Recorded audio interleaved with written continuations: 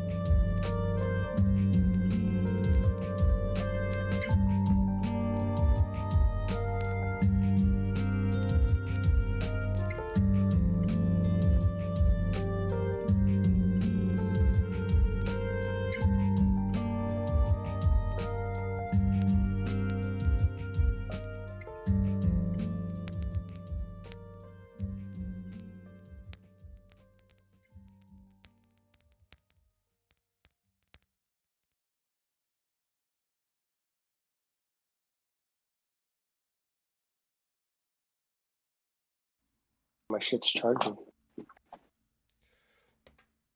Everybody! How's it going? We're back. I am joined again by Kyle, aka the Boise.Voorhees. How are you doing today? I'm doing all right. I just minimized your picture and now I can't see you. It's terrible. Hold on. I just ruined everything. Like perfect timing. Let's start. And then, boom, blow it all up. There you are. I found you again. I ain't upset, I'm doing man. all right. How are you? I'm doing better. All things considered, I won't go into too many details about the past couple of weeks. Yeah. Jesus Christ. But yeah, no, again, sorry for rescheduling the reschedule, because I totally forgot fucking Superman. Like, I bought the tickets for Superman tomorrow, and then bought Superman High Tops, because of course I did.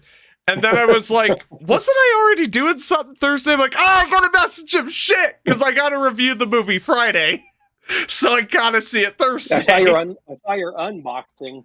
I saw your great unboxing. It's so weird. It's so weird. Yeah. The moans were the best part. I know. I love so doing good. it. I lost 4 subscribers from it. It's hilarious. Why though? It's funny. If they didn't get the humor in it, then they got a problem. I think that's the problem. Not a lot of people get my humor. That's why I added that quick little clip of Dark Souls, so people would get it, just kind of hit you over the head with it. And even then, I lost subscribers. I'm like, I don't give a shit. That shit cracked me up. That's what matters. Oh, and it was clearly like, like mocking all the people who do those, and they're like, "Look at the beautiful side of there. Oh, I got my gloves on." That was great. I loved it. Yeah, and I don't do unboxings, and that was the whole thing. Is like, and it's funny the gloves thing, because I went and sanitized my knife. So I ran and I was like, oh shit, I got gloves on top of my snake tank. I'm like, fuck, let's do it. That's funny. And what pisses me off is, I didn't know that, I mean, I knew I had a micro lens, because I use a DLSR. So I have a micro lens, and then I have a wide angle lens, and then I have some other fucking lens. I don't remember what it's called. And I tried to put them on my camera like 2 years ago. I'm like, oh, they don't fit. I don't know how that works.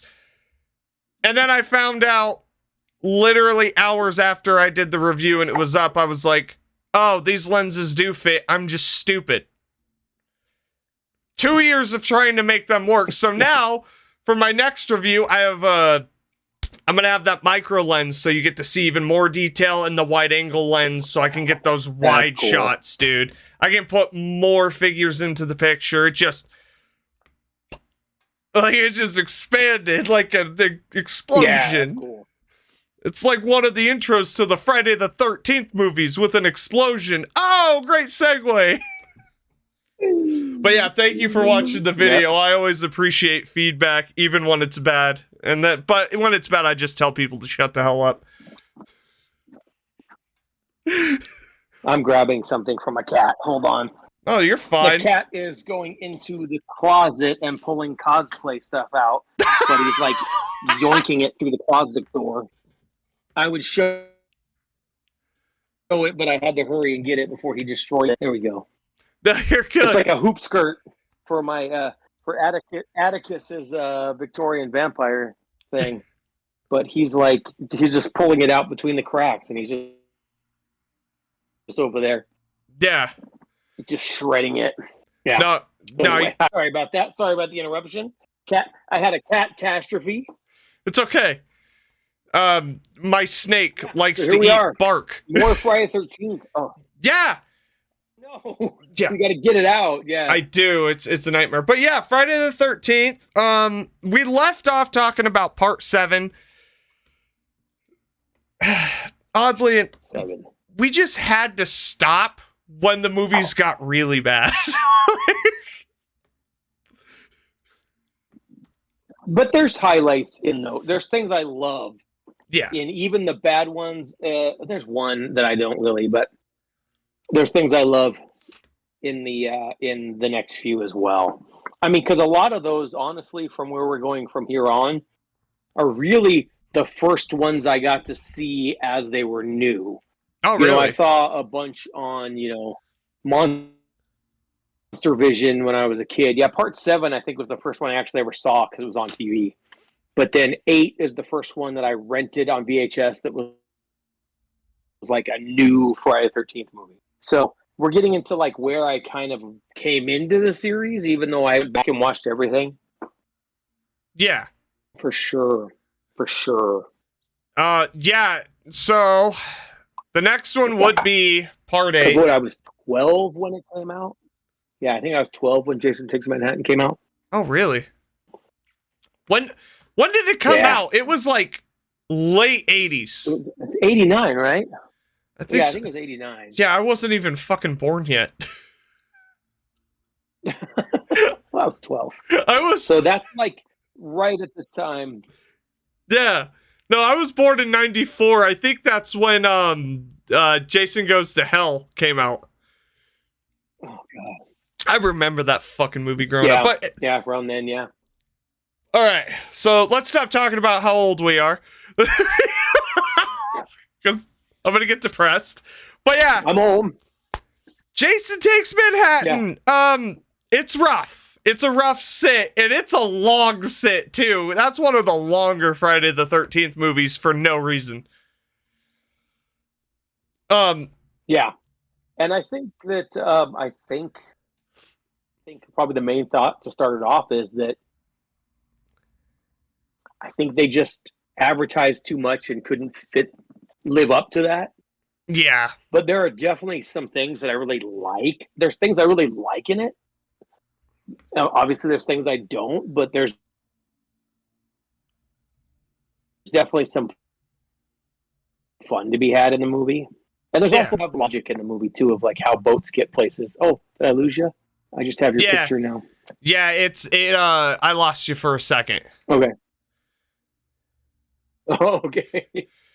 Yeah, I thought so. I'm like, I don't see you anymore. It's going to be one of those. There's a thunderstorm happening outside, too. I gotcha. Yeah. Finally, maybe it'll cool down a little bit. Yeah, right. But yeah. But all right, let's set it up. So, to start out, yeah, they promoted this movie all wrong. They had one of the coolest things I will say is they had Kane Hodder as Jason on Arsenio Hall back in the day, that talk show, which was cool. Yeah, but he didn't say anything and freaked out Arsenio the whole time. And I loved it.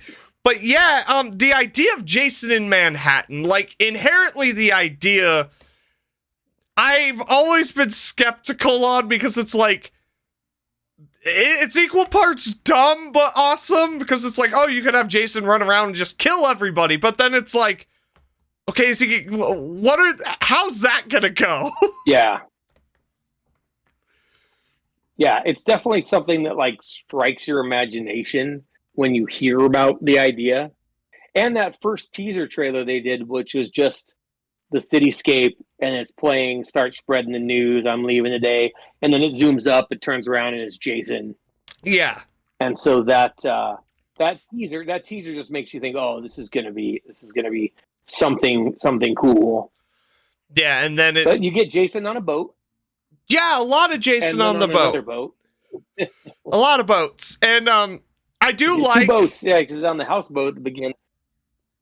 That's what I was going to say. I do like in the beginning with that houseboat how it's the electricity that brings them back again. Throwing it back to Part 6. Mm-hmm. Yep. And I'm not... Yeah, and I like the idea that they caught an underwater cable and hooked it. Yeah, and it makes sense.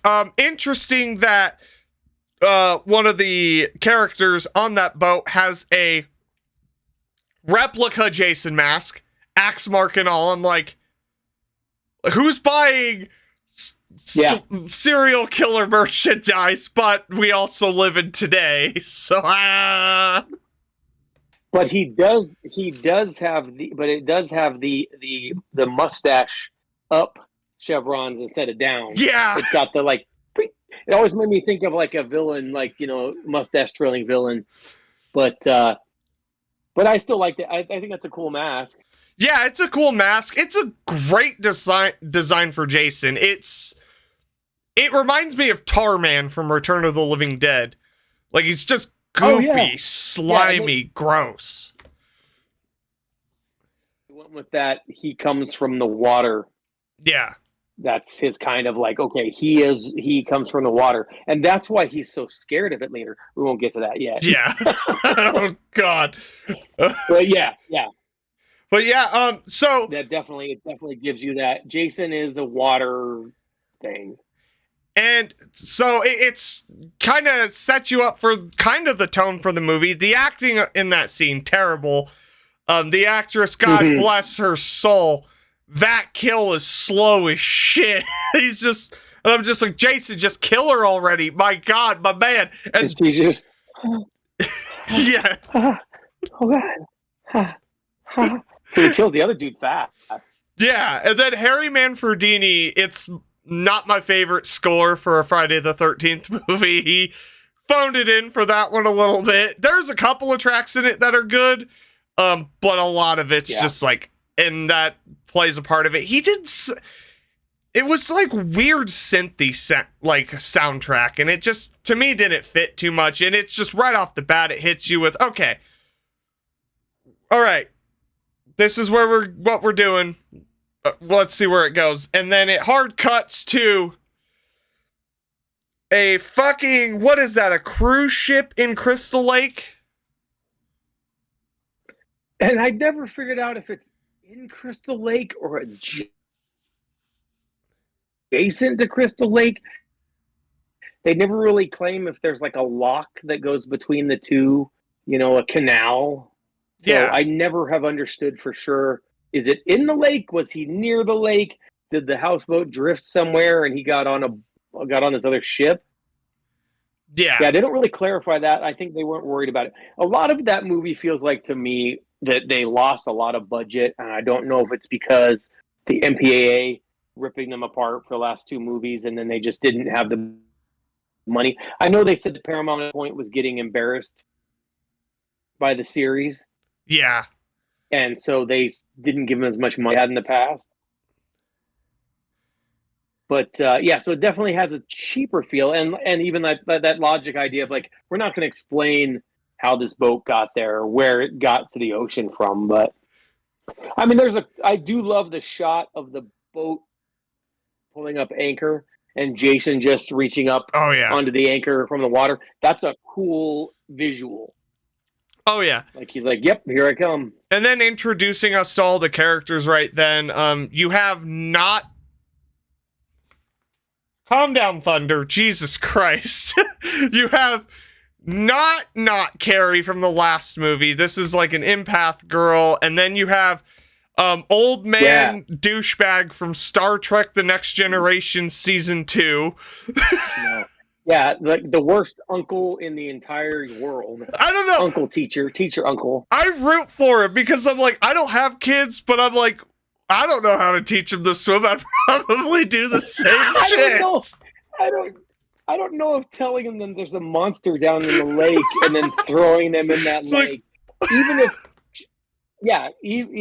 if she didn't have like empath powers and could see what happened, she's still going to believe that happened. It's like when kids think there's a shark in the swimming pool. Yeah. It's in her head now. Jason's in this water. And also it kind of jacks with the timeline of her like, no, I was the same age when Jason was in the water. Which also doesn't... worst uncle. That also doesn't make sense. This movie, like, the timeline for Friday the 13th is like one of the most debated things of all time. Yeah, it should have been like 1999 or whatever by the time that this movie actually takes place. There's a fucking YouTuber that I watch, and he was saying, if we go by the time frame logic of these movies, this won't be the first one set in space. I was like, yeah, does fucking make sense. Yeah. But so... Because the first couple are like 3 days, you know? Yeah. Part 2, 3, and 4 are like 3 days.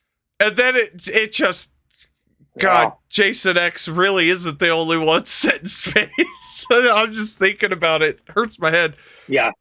But yeah, no, and then so you Yeah, get the it's funny though. characters. It is funny to think like that there's so many bad things, but God, there's so much I love too. But yeah, so we get all the characters set up, and the guy whose dad wants him to be the admiral on the ship, and he does not want it at That all. I feel like out of all of the character arcs or whatever, I think that was the lamest one. It was like, oh, shut up. Like that Yeah. was what I was like, I don't care. I don't Yeah. care. Go away. And then one of the early kills too on this new ship is the what is it? Jonah Jett hair guitar girl. Like she gets a guitar to the face. Oh yeah. Also, though, an iconic shot of him holding that guitar. Yeah. Before he bashes the camera with it. Yeah. But yeah, she's down there. They're filming the music video in the boilers of the bottom of the hip. It's great. I always said And they have their own. They have their own. What's his name? They have their own Crazy Ralph on the ship. oh yeah, they gotta have a Crazy Ralph, except it's not. It's Yeah. like I was so confused when he showed up. I'm like, Jesus Christ. What did he say? This voyage is doomed? I'm like, shut up. Yeah, this voyage is doomed. Like, like we're watching Ghost Ship. It's Ralph's brother, Mouth. Yeah. So it's also Crazy Mouth. it's the graduating class from Crystal Lake because Jason hadn't slaughtered everyone in town. There's people that survived. Mm-hmm. That's one thing I commend for Freddy's Dead: A Final Nightmare is, nah, he killed all them kids. Like, Freddy succeeded. Oh yeah, yeah. Kind of speaking, to the cool things in movies that aren't the best. That's that when they go to the town and you're like, "There's no kids left." That's so good. And then you have this where it's like, oh no, there's a whole graduating you think at class. some point they would just, and you always would think like, man, there would be like fences around the lake, and they would have done what they could to drain the lake. Yes. No one ever go here ever again. Yeah, especially nowadays. Shit. Guards, like, do not go in here. They would send in the Vietnam troops and just napalm that shit, which we'll get to with the next movie. Yeah, sorry, no more lake.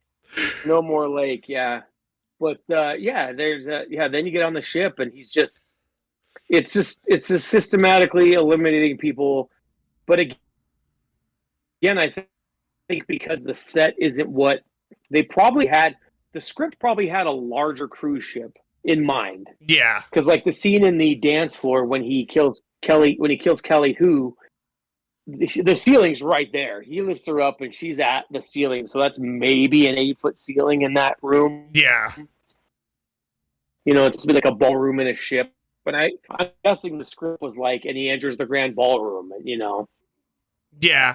There was. But then they get on set and they're like, well, we have this closet. Yeah, essentially. It was Dan Manfranco Jr., I think, was the producer on all these movies. I could be wrong, but I know it's Manfranco Jr. I just can't remember his first name.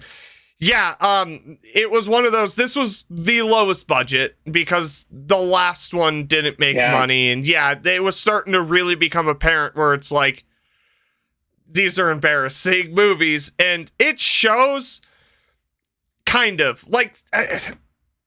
I feel like if you just didn't have the Manhattan part, and it was just on the ship, it's great because you have so many great kills. Like Jason's Dark Voyage or whatever. Yeah, Friday the 13th Part 8, Dark Voyage. Okay, cool. Yeah, and then the deaths, like every single one of them are ironic in this movie. Like. The Rock, because he's taking a steam bath and he was getting punched. His face is like a rock. And then there was a guy, it was a cut scene, but when he was a high diver and then the boxer gets his head knocked off. It was like every death in this movie is ironic. The old man dies from being drowned. Like, You know, it's an interesting. It's After he interesting. tried to drown a girl. Yeah. Yeah, I like it. I dig it. I think it's an interesting take to take with Jason. Ideas. I think if you could like look at the script, I mean, besides like some of the dialogue, but like the general idea, like we'll mirror their lives with their kills, Yeah, and we'll, even the beginning is trying to penetrate the girl, and Jason doesn't use the spear gun; he uses a spear gun body and penetrates the dude. yeah. So it's definitely got some echoes. It's got some echoes of their lives in it. So somebody sat down and went, "Okay, I'm going to write kills that relate to the people. I don't know how to write dialogue." Yeah, and I just that. know that this kid is upset that his dad wants him to drive the boat. Yeah, And then, it was almost a kill first script. The guy set up that. yeah, and it works because you have like the girl that does cocaine. She gets killed by a piece of glass, and it's like, shit, Jason, you're on the nose with this one. Are you? At least he's taking care of nose. Yeah. He's taking care of Crystal Lake's drug problem and New York's at the same time. Yeah. Wow. Oh, yeah. Or was it actually Toronto? They only filmed a few days in New York. Oh, yeah. Vancouver, maybe? It was Vancouver. I think it was Vancouver, most of that. So, yeah, we'll breeze through the ship, something the movie doesn't know how to do. People die. Ship catches fire. Jason tried to put the fire out at one point. Like, if I remember correctly, like, he was like, he did something. Yeah. And I was like, Jason, are you trying to save, like, just get off the boat. Like, I need to kill them myself. Yeah. Yeah. Maybe he really liked the idea. Maybe he really liked the boat. He thought more people could come on and he could just kill them. He didn't have to chase them around.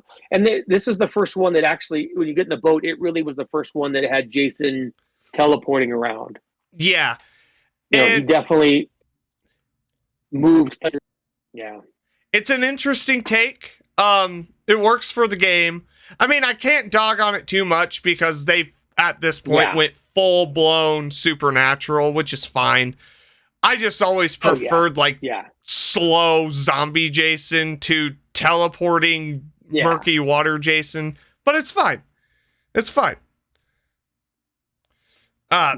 Sludge body Jason. So, again, great design. Sometimes you're like, man, he's still wet, but it's also like a good design. Yeah. No, until the mask comes off. But we'll get to that part later. Oh, God. I dig the design. That's one thing. I'm pissed off because I still don't have... That's the only fucking Jason figure I don't have. And it drives me insane because nobody's made it. He's part 8. Yeah. Nobody's made it. And I'm just like, NECA. And just do it. Just do it. We don't need another sackhead. Give us part 8. Like, I'm glad you guys gave me Pamela, but... Oh, sorry. Go ahead. I really feel like it took a design that was kind of in the idea of, like, okay, we're going to differentiate him from, like, Michael Myers and Leatherface. We're going to give him a specific, he's the wet dude. Yeah. And I dig it. Looks like... Yeah, it's cool. And Kane Hodder, obviously, does great. Yeah, this movie, I would say Kane Hodder does better than part 7 because it's just like... Oh, he's definitely comfortable. Yeah, and the playfulness is played up a lot more, which, so my favorite part in the movie is when he goes into the diner and fucking Ken Kersinger, who plays Jason in Freddy vs. Jason. He tosses Ken Kersinger. I just love Good job. He grabs Kane Hodder's shoulder and he's like, look, and then Jason fucking throws his ass. Yeah, then the neck flying into the mirror. So good. So good. But so the boat sinks, and then they sit on a lifeboat for what feels like 6 hours. Like, in the fog, Yeah, it reminds me of Silent Hill 2 when I'm trying to get to the fucking hotel and I'm just rowing across the goddamn lake. I'm like, and I always in that fucking game get lost, but that's a tale for another time. Even though I beat the game. I got lost in the apartments this last time I played, yeah. Oh, like, really? Where am I going? Oh, out the window. Yeah. Out the window. I played the original shit. Playing 2 on the remake one, but I was getting lost. I'm like, I just need to get to the garbage chute. But anyway.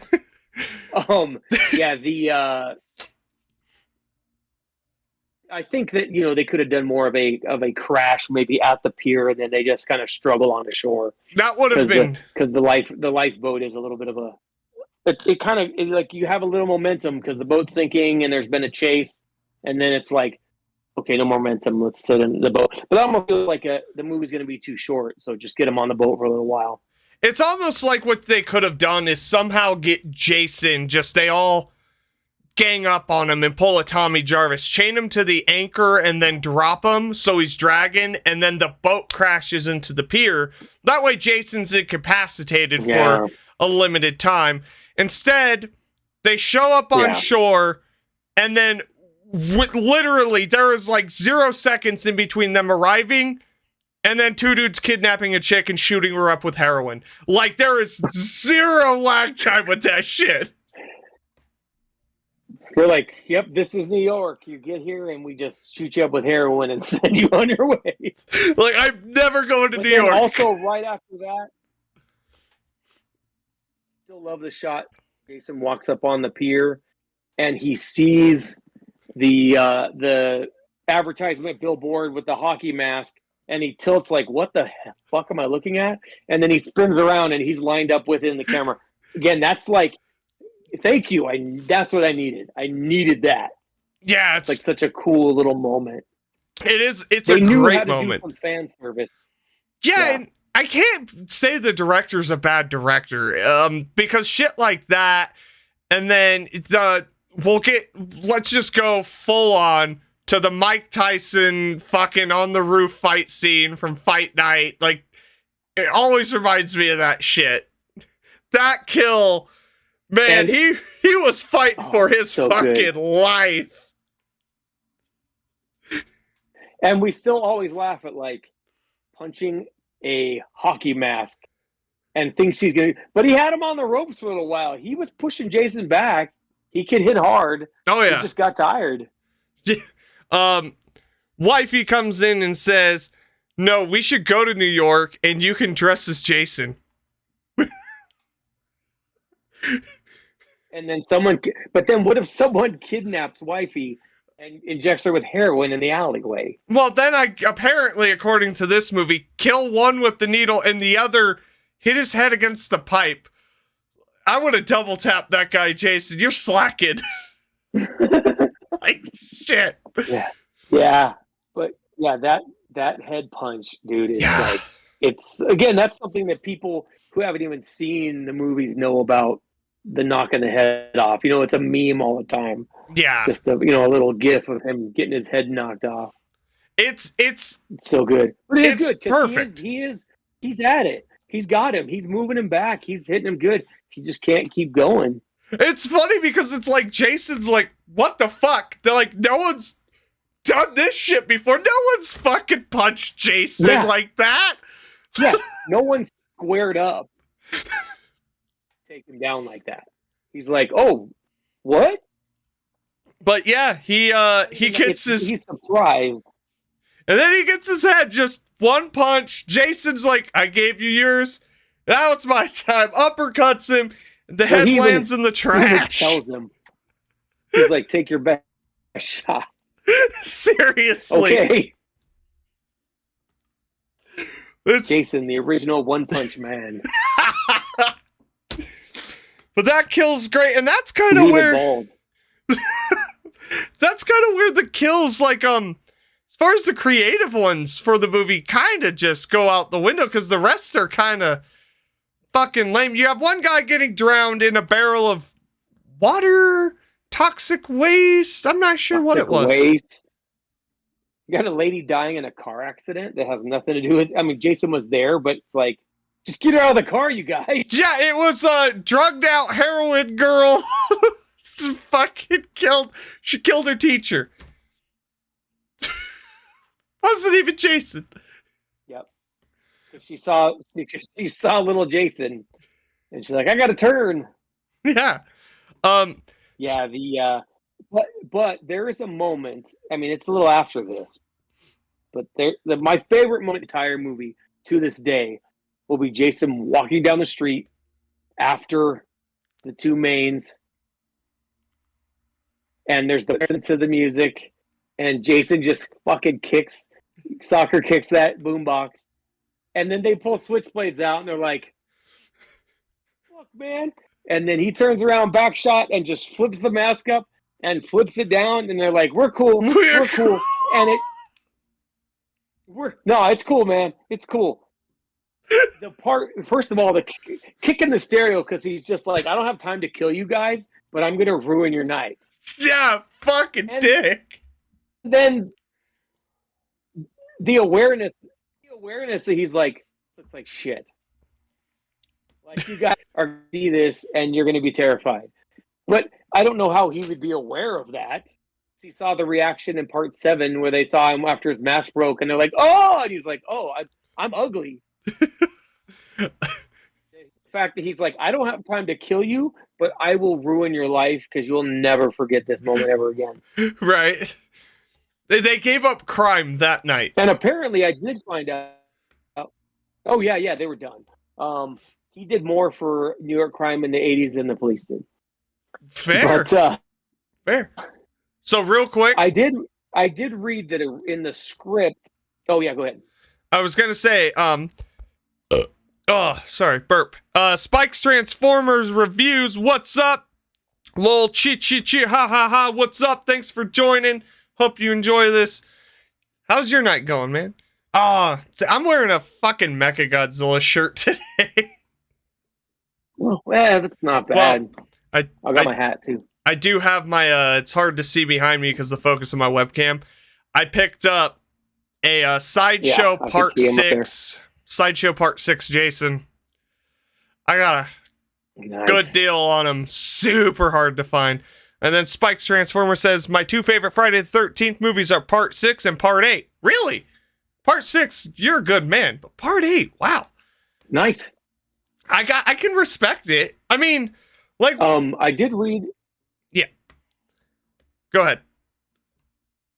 Oh, yeah. No. Sorry, I read the original script was those guys had a little dog there, and Jason was supposed to the dog, and Kane Hodder was like, Jason wouldn't punt the dog. Yeah. So they came up with the idea instead, which I think is way better that he just knocks out their music, and they're like, Jesus Christ, dude. Jason wouldn't punt a dog, doesn't he? He ate a dog in Part 2. Thought he did. Oh, yeah. Then the little dog runs back at the end. That's right. There was another random animal that looked like the dog, but at the end they're like, "Oh no, her dog got killed." And at the very end, the dog comes running up like, "No, I'm fine." Fifi, the little dog, little white dog. Yeah, its name was Muffin. Michael Myers ate a dog. Yeah, Michael Myers ate a dog. Yeah, Michael Myers listen, he's an awful slasher. We'll get to him someday. Yeah. But yeah, like you said, then at that point after the street and the chase, I like that some of the chase through the subway. I like that he absolutely bodies some poor stunt woman on the escalator. Going down that escalator, and he just blah. Dude, there's so many great moments, wow. And I noticed this last time watching it, in the train, you could see Jason Live spray painted in the train right next to the characters. That's dope. But yeah, the chase sequence through Manhattan itself is excellent. Excellent shot. I liked how, like, nobody gives a shit. Like, there's these two people running from Jason, and everyone on the subway's like, yeah, nobody cares. Fucking get your life together. Going in, I need your phone. There's a payphone in the back.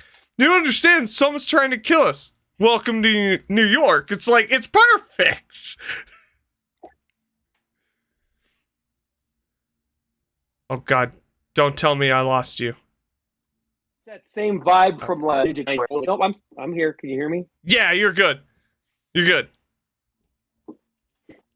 Yeah, it's like Ninja Turtles 1990 when the Raphael rolls across the hood of the car and the guy's like, "What was that?" And the cab driver looked like a giant turtle in a trench coat. Anyway, where are you going? Like, it's just fucking New York. Same thing. That's the same New York. Yeah. We don't care that there's some guy trying to kill you. Everybody's got somebody trying to kill them. Guys are just giving you drugs in the alley. Yeah, what the fuck? So, and then we get to... But that is a good little sequence. And then they go down into the sewer. And they meet up with a guy. The sewer level. And he says that the sewer floods with toxic waste every night at midnight. Okay, New York, what the fuck is going on? What are you guys flushing there? Yeah, like, Jesus Christ. I guess they must have been under Flushing, Queens. Yeah. It's an interesting thing. And you know, Jason gets splashed with some of that. That's when the writer gave up. Yeah, especially when Jason gets splashed with the toxic waste and then it's revealed that he has soft and kind eyes.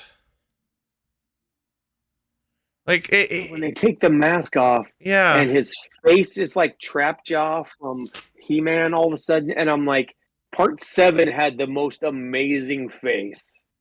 Yeah. And then Part 8, I mean, I guess it's more of a, I mean, if you look at it still, it's a bloated look. It's like matches the waterlogged, the skin is white. You know, it's very waterlogged and bloaty, but it is kind of like, man, you look silly. Like, you don't look scary right now. You look, I don't know. I can't even describe it. He looks it just sad. Like, oh, that's his face now? I want to hug him. He's a sad Jason. And he's like, oh, I know. And he starts making noises. He screams. It's terrible. Sad Jason. Poor guy. Like, don't throw toxic waste on him. Just take him back to That's Crystal how you get Lake. A toxic Avenger. Yeah. Yeah. And then it floods, and then Jason turns into a kid in the toxic waste. The toxic waste makes Jason a kid again. Because washes all the damage away. Yeah, you know, toxic waste cures all wounds. God. Well, and then so I mean, I always kind of taken it that's like her empathetic side, seeing what she wants to see, is that he was washed away and burned up by the toxic waste, but she sees, oh, okay, he's at rest. The child is here dead. But then the fact that the dude is looking at the child too, you know, if he looked at her and said, what are you looking at? Then it would have been like, okay, it's not actually a child in the water. Yeah. So Spike's Transformers Reviews comes in and says, I like the design for Part 8. Yeah, like, we've been gushing about it. It's one of the top. Oh, the wet water, yeah. Yeah. So as far as Part 8 goes, it has there's like great moments in it. Fantastic moments, but it's bogged down with a very lackluster plot that definitely underdelivers. The acting for me isn't the best. I would say this one, for me personally, is on par with Part 7, just because Part 7's not my favorite. But I would say Part 8 isn't the worst one. Oh, God! I forgot Jason X existed again! That's right. God damn it. You're gonna be surprised by me and Jason X. Oh, I can't wait. But yeah, I would give Friday the 13th Part 8 like a solid 2 out of 5.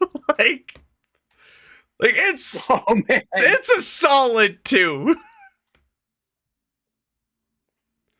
Yeah, I would probably go 3, 2.5, 3, right in the middle. I definitely think it's a great one to watch like a compilation video because they have all the best moments. You know, the uh, the guitar pose, the Jason standing up on the rainy ship looking down at them, the head punch, the hockey mask billboard. That's all like a little compilation video. It's like that's when you look at it and go, okay, that's what I want to remember about this movie is the boom, boom, boom, boom, boom, Yeah. and the boombox kick. That gives it a whole half point for me. Yeah, that's a solid part. Spike Transformers Reviews Kick that says boombox. Part 8 should be called Jason on a Boat. Yeah. I was trying to think of a Primus joke. I couldn't think. Yeah. But we say- were coming up, I think, late. Oh, Spike, I think, came in a little bit later, but we were talking about like if they just called it like Friday the 13th Part 8 Dark Voyage, yeah. then in fact, if you set it up as Jason on a cruise ship and then he showed up in Manhattan, instead of it being a letdown, it would have been a holy shit, he's in New York. Yeah. So all they had to do was hide the fact that happening, and then people would be like, oh, we don't know where this is going. Oh shit, he's there. So it might have been a bigger surprise just by changing the title and the marketing. Yeah. I agree. So that's Friday the 13th Part 8. I would say check out all these movies, but check it out. Oh yeah. Yeah. But, there's definitely things that'll make you smile in it. Oh yeah. So then Some we move on. Rewind moments. I'm gonna watch that again. Oh yes. Oh god. The biggest thing to happen to the Friday the 13th series since its inception, the purchase from Paramount to New Line. Mm-hmm. Jason Goes to Hell is, without a doubt, probably one of the worst ones, if not the worst one. It's rough. It's got some fantastic kills, and it's got a budget with an amazing Jason design, like truly fucking second to none Jason design. The problem is the movie's invasion of the body snatchers. His mask is well, and it makes me feel like I have to believe this script was already written, and then somebody said, "Well, let's just shoehorn Jason in it," because you could make a movie about a killer who hops bodies through his demonic inside and be like, "Okay, that's cool," but it definitely was. Especially also like Manhattan, calling it Jason Goes to Hell, it changes what you think it's going to be. Yeah. And I always thought, even though I always thought it'd be a cooler idea instead of this demon coming out if it was somehow tied to the mask and someone else puts the mask on and now they're Jason. They're still their same body, but the parts that killed me. Well, so many, right off the bat. I don't mind the police assault. That was a cool. Hey, we put a sting on Jason. We decided once and for all, we're killing his ass. We put a woman out there to take a shower. He's gonna chase her down, and we're gonna kill him. And Kane Hodder's gonna be there to kill him. He's a lot, yeah, but and for no goddamn reason, the mortician decides to eat his heart. Yeah. He hadn't eaten and lunch. That's when I'm like, yeah. And I know it was like hypnotizing him or something, but it's still like, okay, but what, why? But it's still stupid. And you know what? You could have called this movie Jason Goes to Hell and literally just had a SWAT team hunting Jason down in Crystal Lake. The whole movie. That would have been awesome. Yeah, and the first half could have been a planning, you know? Yeah. The problem is... We got to get him. He killed... The problem is Sean S. Cunningham is a douchebag, and he hated Jason. He hated the hockey mask, and he's like, I don't want this to fucking be a Jason movie. He was like, and it was, if I remember correct, wasn't it Sean S. Cunningham's son that was one of the writers? Yes. I thought he directed it too. He might have directed it. But yeah. No, I think was it Adam Marcus directed it, but he was a guy who was a production assistant with him for years. Yeah. There was some connection. Real quick. Wifey comes in and says, all that good protein from the heart. Stop it. Spike's Transformers review says, I guess bro was that hungry. Yeah, he really was. Yeah. It's like, I could eat. Yeah. And then,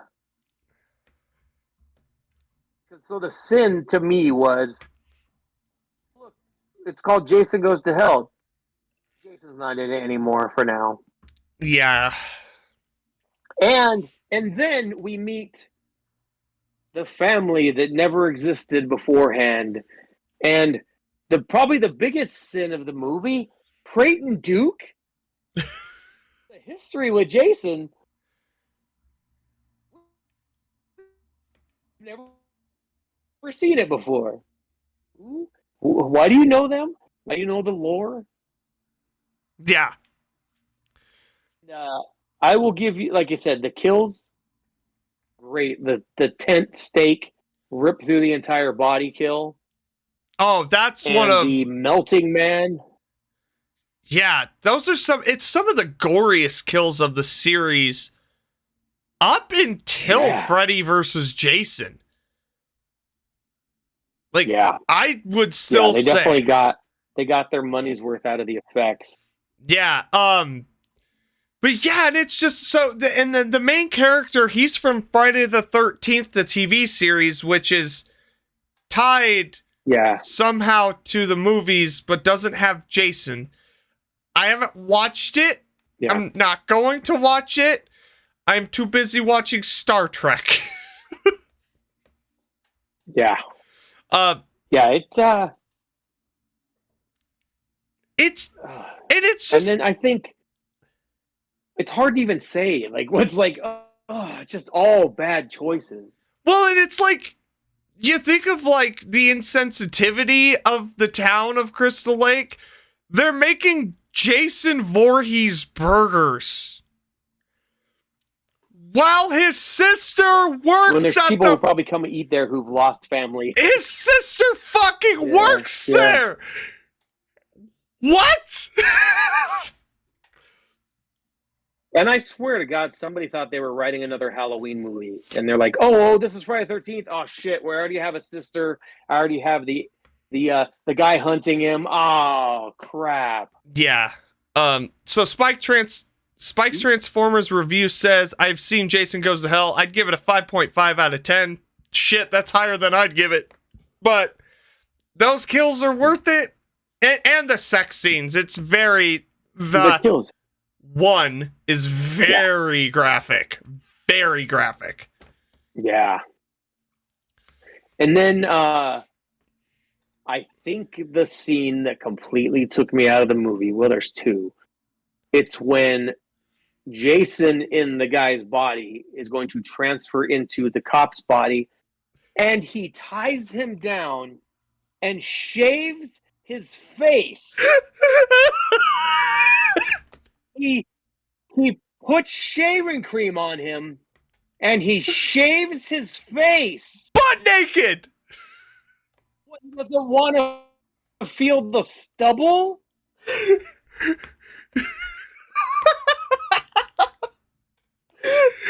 Why does he know how to shave? Yeah, what the fuck? Hold on. Where'd that come from? Listen, Jason's gonna swap bodies, but he won't be caught dead with that mustache. Hey, what's up, Soul Rebel? How you doing? I don't want to feel that guy's mustache bristle on my face. Yeah, it's terrible. It's terrible. Oh. And then the guy's naked. Why is he naked? You had... Yeah. Jason stripped the man down and shaved him. But it's okay. The balls, too. 15 minutes later, we find out the fucking Necronomicon is in that fucking room. What? Dagger and the dagger, too. Yeah. I'm just sitting here. I so like, it's a Deadite. And, like, it's cool because it does set up that sequel comic to Freddy vs. Jason where Ash is in it. Don't watch the sequel to that one, or read the sequel to that one. That one's trash. But the first one is solid. But at the same time, I'm like, so Jason's a body-swapping Deadite who's gonna fight an undead burnt man that's controlled by dream demons. We have got new lines. Stop touching shit. Except Lord of the Rings. You did great with that. Yeah. They made up for a lot with that. And then they show his family's house. And his name is spelled wrong. I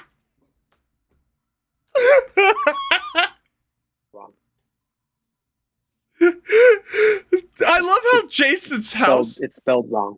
I love how Jason's house is a fucking mansion. Yeah. It's a fucking... Again, I think they didn't know. It's like they never saw any of the other ones. And like, no, he lived in a shack in his woods and his mom lived at the camp because she was the cook. Yeah. Now his family's like, well, we were in town and we had pretty good money. Yeah, fuck. And they spelled the name wrong. They're idiots. I was like, that's when I'm like, you didn't. And then I even tried to hear the excuse. Oh, they changed. They changed the spelling of the name so people wouldn't know they're related to Jason Voorhees. I mean, they could have left. Yeah. And nobody would have known. But, oh, God. That stuff, I don't know. Those are just, I'm being petty, but those little things are like, and, you know, and then a Voorhees woman has to kill him. And then also, when the dream demon, not dream demon, there I go. When the little demon baby climbs out and crawls into the dead body of his sister, and then Jason's reborn, but he's fully clothed and everything again, with all the damage, I actually wouldn't have minded if he'd have jumped out with like refreshed. Yeah. Like, oh shit, he's like a normal dude. His body's fixed. He picks up the mask and puts it on, you know, something. But so real quick, I want to preface this. If you guys see any connection issues, there's like a fucking hideous storm happening outside our houses right now. Yes. I've got like 70-mile-an-hour winds outside. Like, I hear a bunch of shit. So, please, just gloss over that little bit there and just hang in there. I'll get to the comments. Bro, Jason is picky, but how does Jason not die? Yeah. How do I join the call so I could talk with you guys? It's a private one-on-one that we're doing right now. This is something that we've been planning for a while. And then wifey comes in and says, this movie is too insane for me, but hilarious at the same time. Yeah, it's out there. And Creighton Duke, the idea of a Creighton Duke would be cool if it wasn't shoehorned in and didn't give us this weird explanation of how this, that, and the other thing. Like, it's fucking terrible. And if he didn't talk about a 6-year-old girl putting a hot dog through a donut. Yeah, the way he so explained fucking something. dumb. So dumb. So, and I think here's the greatest... And there's the ending... I think the ending's the greatest sin of the movie because... Yeah. I am... First and foremost, it may not seem like it, but I am a Freddy Krueger fan over Jason. I fucking love the Nightmare on Elm Street movies. Like, fucking love them. And I'm so glad that they didn't get Robert Englund to just, for 2 fucking minutes of a second. Yeah. It's like, dude, you couldn't just have Robert Englund show up to just be Freddy for 2 fucking seconds. It's lazy. Or even just use some footage you already had. Yeah, fuck. You know, it's ridiculous. Spike's Transformers reviews. Going, interesting. Yeah. Go ahead and ask your question, my man. You're good. I'll get to the chat. And then Wifey says, yeah, there is a connection issue, but understandable. No worries, hubby.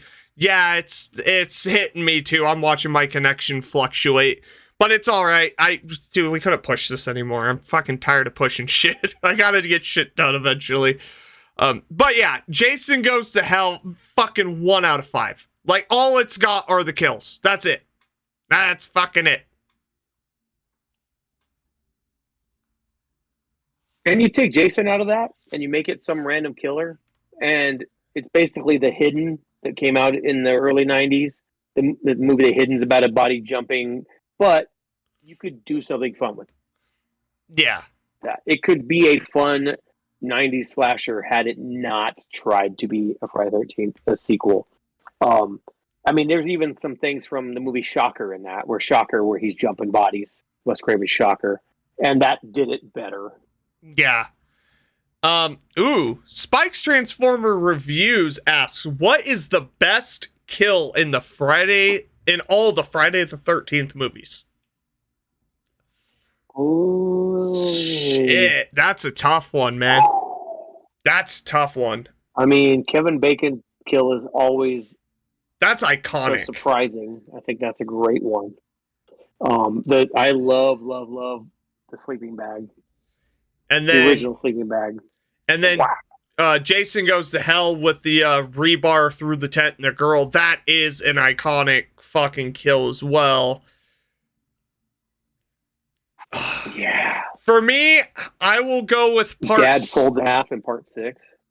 I'm gonna go with part 6, the triple decapitation with 1 swing. Oh, that's pretty good. Dude, it's 3 kills, 1 pretty swing. Good. Like it's hard to beat that. He was at his fucking peak there. Yeah, I might have to go with even in part 6 with it's kind of off screen, but the woman he completely just obliterates. Oh yeah, in that cabin. Yeah, and you've never seen him do that. Like the whole room was just completely coated. He hated that girl. Yeah, he had. But yeah, I mean, fucking vendetta. So many. It's hard to pick one. Yeah, there's some that we haven't even got to. Yeah, it's hard to pick one. My personal favorite still will probably always be the sleeping bag slam. I just love the abruptness and the absolute beast nature of that kill. So here's because you're waiting for him to pull her out of that sleeping bag, and instead he just goes, "You're done." Yeah. So here's the question. Do we do the chronological order, which next should be Freddy versus Jason, or do we save Freddy versus Jason for last? Well, last would be 2000. No, I mean like we do the rest of the. I want to talk about that. Oh, I want to talk about it. I'm just saying, like we saved the. I wouldn't say the best for last, but the most. Holy shit! One for last. A lot, yeah. Yeah, then I say we go 10 to next. And then part 2009, and then Freddy versus Jason to top it off. Yeah. So we're gonna divide here. I have so much fun with Jason X. It's a stupid movie, but I think it's self-aware enough in the right places that I get a kick out of it. It's like a Sci-Fi Channel science fiction movie with Jason in it. And again, I will never say it's a good movie, but I saw it in the theater on opening weekend, and I was like, God, this was fun. It was just stupid fun. I am the opposite, where I will say Jason X is an insufferable slog of a movie that may be self-aware, which I do agree with you there, and does have fun with itself, but it's fucking Jason in space, and I don't like when my slasher villains go to space. Even one of my favorite Hellraiser movies, the whole space segment, I fucking hate. Yeah. I like Bloodline.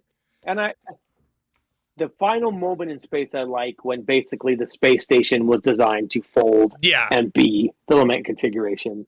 That I'm like, okay, that kind of paid off. That like, oh, okay, that's the cool space part I like. It does.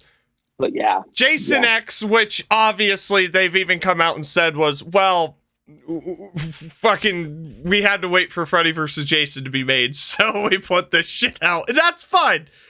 Yeah. Just to keep him in the public, in the consciousness of people, And it's interesting because you have Jason X being made, while a couple of years earlier, you had Wes Craven's New Nightmare that reinvents Freddy Krueger, and it's like, hold on, owned by the same fucking company, what happened? Yeah, it really makes me question shit. Where it's Sean Cunningham. That's still the reason to this day, Sean Cunningham. Yeah, he's still fucking it up,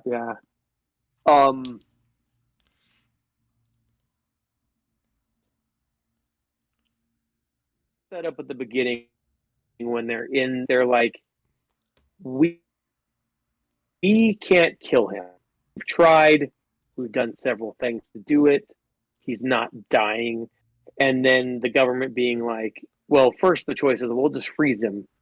But then the government being stupid, like the aliens and everything.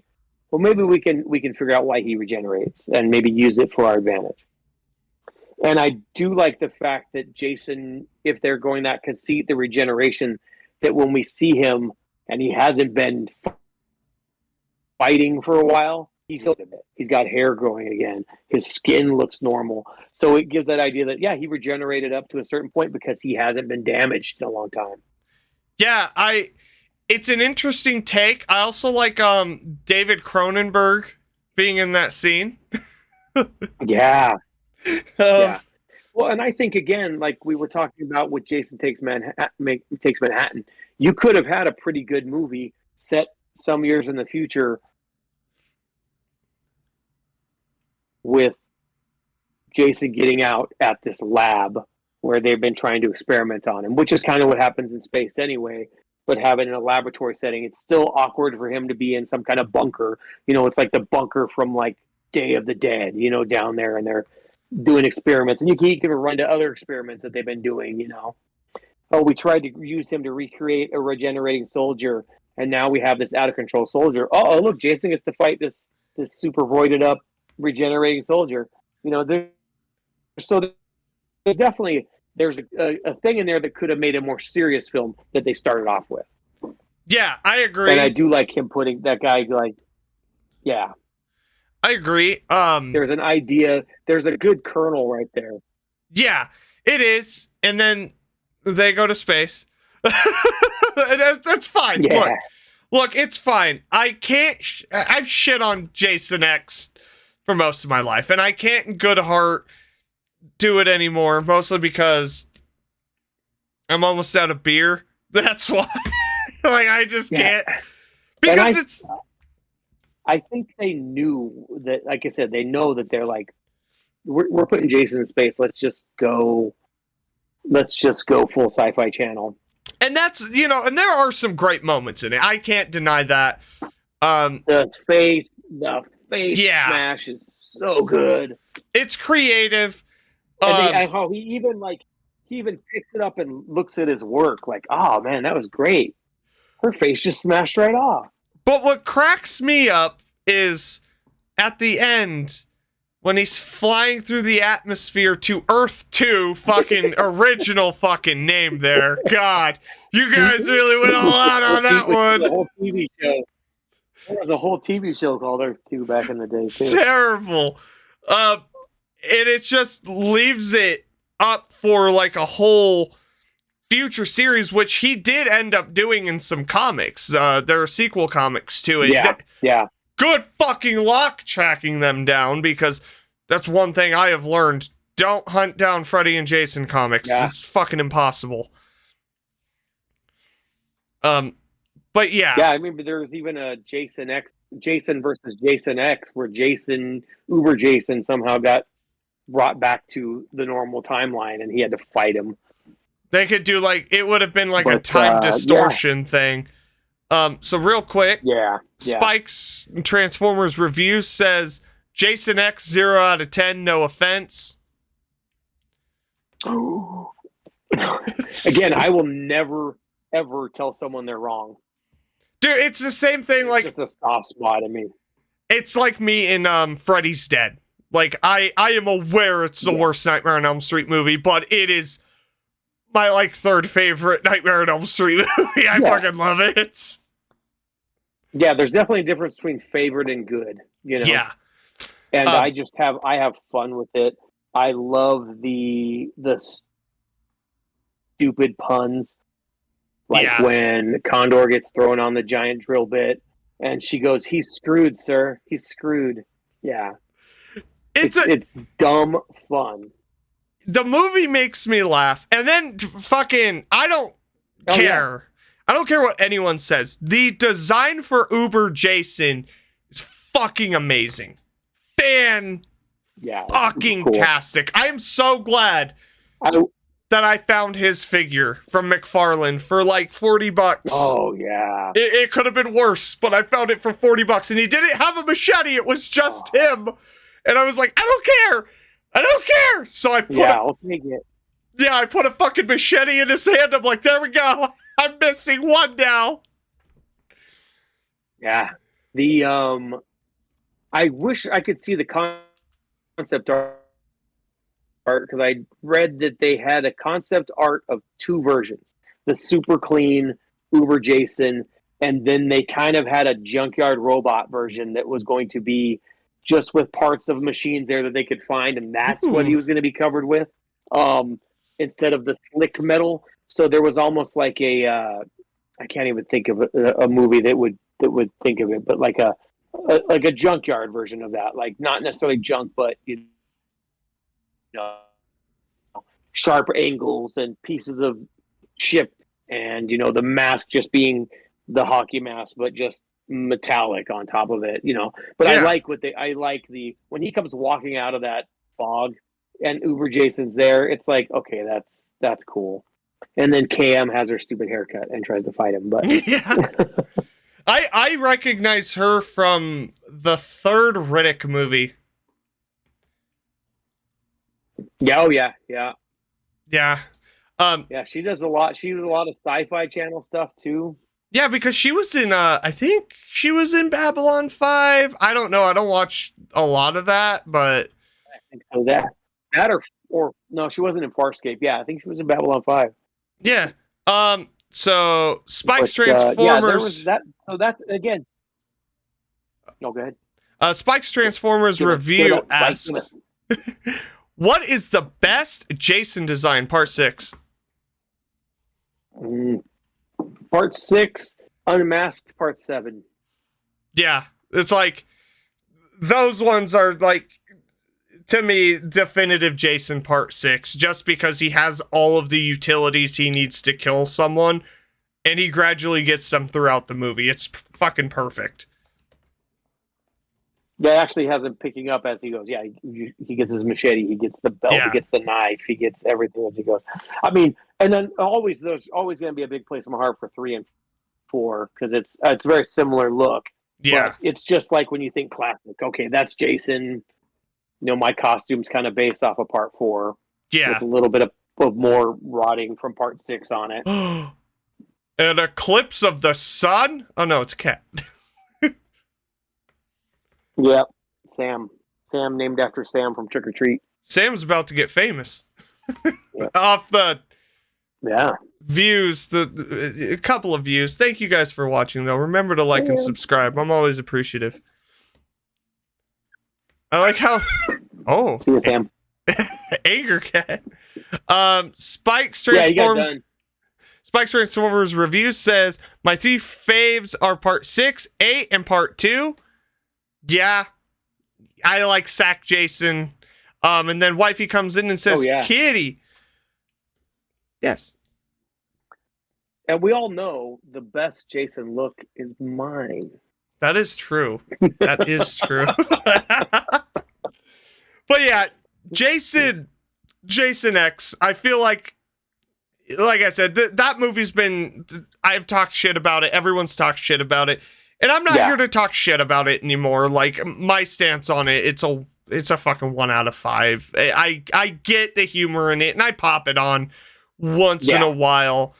But for me, it's just not a great movie. And I can't sit here and down anyone that says otherwise, because if you like it, fucking like it. Like, I get why people like it. I do. And I get why people hate it. I mean, because it's the same way I have people tell me they love the hell, and I'm like, I just can't love it. But you do you. You want to love it? I cannot. Yeah. But Jason X, stupid dumb, and I know, and I just like. But I also like seeing Jason. You know, I kind of like the fugitive Jason look when he's got the chain still on and the straight jacket leather piece still stuck on him. I like that look. The mask is a little angular for my liking. They changed it up a little too much. But again, the healed up, like, oh, here's Jason if he was in his prime, you know? Yeah. But dumb fucking movie, but makes me smile every time. When Brodsky comes flying out of nowhere for no reason out of space. Dude, it takes him into the atmosphere. You know what's funny? He's in 300. He's in Spartacus. And I thought for the longest time he was Tony Todd, but he's totally not Tony Todd. Not even fucking close. But that's because I mix up so many fucking actors. I thought Kevin Bacon was Nicolas Cage. Not Nicolas Cage, Tom Cruise for like the longest time. Like, I'm awful. I mix people up so bad. Oh, yeah, I remember that time Tom Cruise died in a Friday the 13th movie. What? Just name-wise, Atticus, my kiddo, mixes up Leonardo DiCaprio and Danny DeVito. And I'm like, you couldn't think of two completely different people. But sometimes just the names and the faces switch because of the names, and it's like, that's so funny to me. Like, oh yes, that famous actor in Titanic, Danny DeVito. I could just see him from fucking and I started blasting. I started blasting instead of him painting a picture of Rose.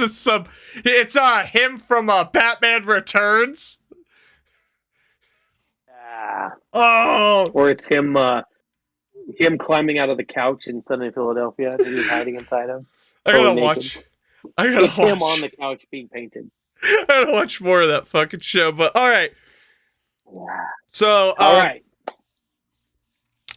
Now we're gonna talk about Spike's Transformers reviews. Your question: what's the worst Friday the 13th film? We're, in my opinion, about to talk about it. The reboot remake 2009. This one and the first one are tied for dead fucking last for me. I genuinely fucking hate this movie. Like, to me, there's no redeeming qualities. I love it. I love it. Love it. I love it. Hey, that's fair. I don't know. I love it. No, I know. I love it. My thing with it is it's two different plots. The first fucking 35 to 40 minutes is a Friday the 13th movie, and then the second 35 to 40 minutes is a separate Friday the 13th movie intertangled by one thread line. And it's an interesting take for Jason. I'll give it that. Where they went the remake gritty oh, we want you to kind of sympathize, Yeah. but not really, like they tried to do with Leatherface. And I'm still like, yeah, at the end of the day, you're a fucking murdering psychopath who apparently kidnaps women and puts them in your interconnected tunnels like you're the fucking Viet Cong.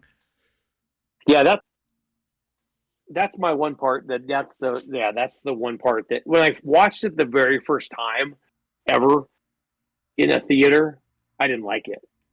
And then when it came out on DVD, I watched it again, and I was like, that's when I started to fall in love with it.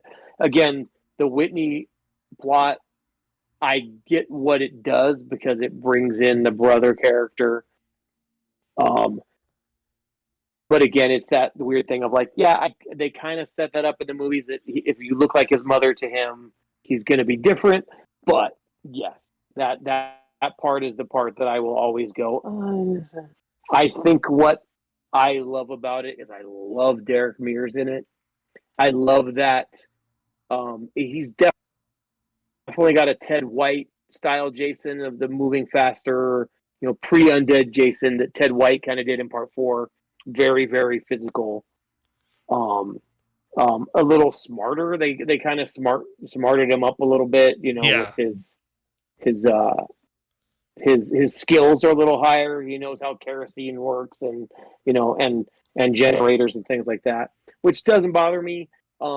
Again, he's a completely different feel, but I enjoy the feel that he gives. I like him trying to use the guy as bait. And I think at that time they were literally trying to figure out how do we not have him just be Michael Myers. Hey, and that's fair. Because at that point in time they were kind of doing that where everybody was just kind of moving the same way and behaving the same way.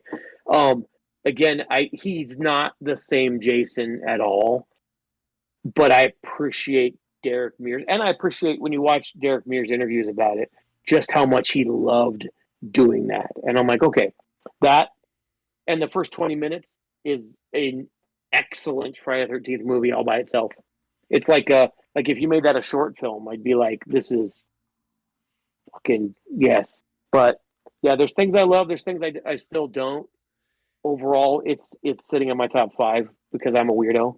Hey, that's fair. And I like the look. Oh, go ahead. Yeah, and I think something I did like is watching it with people who hadn't seen one before. It was a scary Friday the 13th for them. Yeah. Versus watching some of the other ones, they're not really scary anymore. But there's definitely moments in that where they were like, oh, Jesus, So, yeah. And again, he's different. He's influenced by Saw and stuff in that movie because he's cooking someone over instead of slamming the thing. Again, so I just like Jason X with people, I completely understand why you hate it because the first time I watched it, I didn't like it. It grew on me. I saw it in theaters when it came out, and I didn't like it then. And I have watched it, and that was back in 2009. I think I've watched it 3 times since. And every time I watch it, I'm just like, there's something about it. Like, the sleaziness is there. The douchebag characters are there. But I think some characters went too douchey. Because there's always a balance where it's like, if you got too douchey, it's like, God, just fucking die already. And I feel like with this movie, it's like the too douchiness just went on way too long. I'm like, dude, like I'm checking my watch. It's like watching the original Texas. Terrible. Yeah, I'm like, it's like watching the original Texas Chainsaw Massacre. I'm like, oh my God, somebody kill her so she stops fucking screaming for 5 seconds. It's just annoyances. The script is fucking, it is what it is. It took elements from part 4, good elements from part 4. They get the actor from Supernatural, and he does a good job. Basically, the brother character from part 4. Yeah, and that's like you got part 1 with the mom, part 2 with the sack. The whole beginning is basically a part 2. Yeah, part 3 with the finding the hockey mask, and then part 4 with that brother character that was so minor in the original part 4. Yeah, but yeah, they kind of expanded that. And I think inherently that's, I wouldn't say that's my problem because, like, a lot of the Friday the 13th movies rinse and repeat, and I can appreciate the differences that this movie does do. Yeah.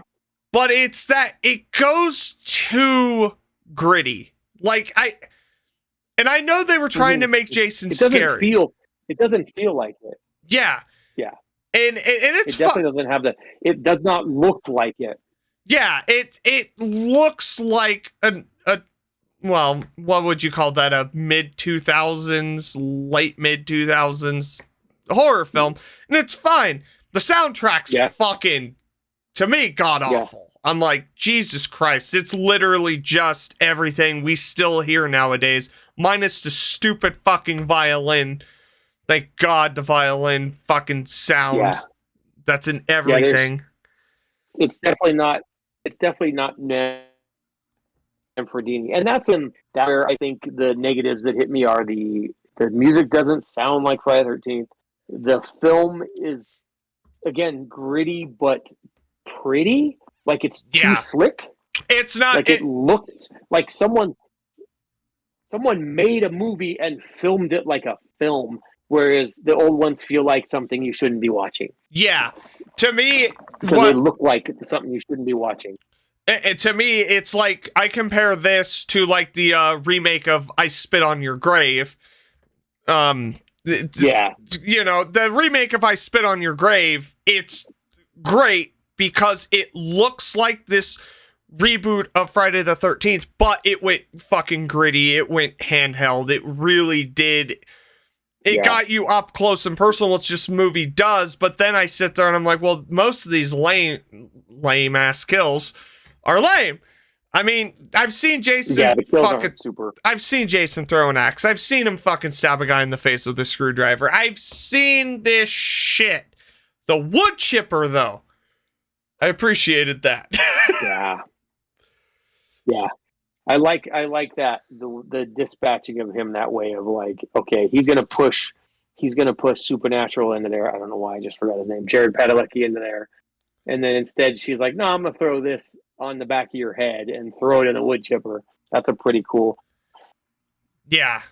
Pretty cool kill. Oh, God, there's a kill that I wish they had kept in the movie. So, but I guess they wanted to make it more visceral Jason versus more thought Jason. So originally, the little character that's wakeboarding, who then crawls under the dock and he stabs her through her head and pulls her up, and you get the boob shot, you know, and the gore from the stab. Originally, she was going to swim to shore, and Jason was going to be standing there. And every time she got close to shore, he was going to get closer to the water, to where she just gets tired and drowns because she's too terrified to come to shore. It's like, that's kind of cool. But again, it doesn't feel as much Jason. Yeah. It's a cool idea. But him stabbing her through the thing, that's definitely more like sudden Jason. Here he is. Stab him. Stab her. Done. Yeah, it's an interesting take for a Friday the 13th movie for me. It didn't work. It is, again, between that and the original, they fight for worst. I might have it above the original. So it'd be like my second least favorite, just because it's not a boring movie. This movie, it keeps your attention. It held my attention. No. But I don't want to watch douchebags drinking beer out of a shoe. I know I'm supposed to root for them to die, but isn't that inherently like the originals? Like, you were like, oh, I know they're going to die, but there's good character growth with a lot of those characters, where it just seemed in this one like everyone was a douchebag except two people. You know? And then I think that the group of kids at the beginning were actually more likable characters. Yeah. Even though they were only in it for a short amount of time, they were more likable. The guy that was kind of douchey with the girlfriend with the baby oil, he wasn't super douchey. The nerdy guy was not super nerdy. Yeah. So yeah, they were definitely, someone wrote a really good group of characters at the beginning, who even have some character arc minutes before they all die. So yeah, absolutely. Michael's character Yeah. is a mess. And when you see him get thrown on the back of that tow truck, at least you're like, okay, good, he's dead. Which I did find out, he's supposed to be the same douche from Transformers that talks shit to Shia LaBeouf. Oh my It's the God. same character, and he's the same name of the character. And Travis Van Winkle was told, "You're the same character from Transformers. You're now on vacation with your friends, and this is how you die." Hey, I'm all for it. Michael Bay produced this movie, and then he made the Yeah, worst Transformers movies ever. and I haven't seen. I've heard that like Bumblebee is really good. The newest ones that are outside of him, I guess, are pretty good, but I haven't seen it yet. Yeah. But Um, yeah, so I again, just like everything else, I will agree with people that there's definitely problems. I think just for me, the positives outweigh it enough that I can put it on and go, I'm gonna watch Derek Mears, and maybe it's that. Maybe I love it as a Derek Mears movie, and I kind of, and my mask, my personal mask that is this tattoo, yeah. is based more on the remake mask than it is some of the others, just because we kind of took that design. But again, I don't mind long haired Jason, and again, it is not the same at all. I just like it for what it is. Yeah. Um, and I like at the end it would have set up, if they could have done some sequels, to maybe be more traditional, Yeah. because he would have been coming back from the dead out of the lake, and then they could maybe gone more traditional. And again, and like you said, it's too slick looking. It looks too much like the Texas Chainsaw Massacre remake because Yeah. it's the same director. Um, they were supposed to have a different director, but he wasn't able to do it last minute, and I wonder what it would have looked like under him. But again, it was Jonathan Liebsman who made the Texas Chainsaw Massacre at the beginning, so it probably would have looked very similar as well. Yeah. That's who it was originally supposed to be. It's an interesting thing because that first, I love both those Texas Chainsaw Massacre movies that Yeah. New Line did. The first one, I think it still had more of a grittiness look to it that I just don't think it transferred over.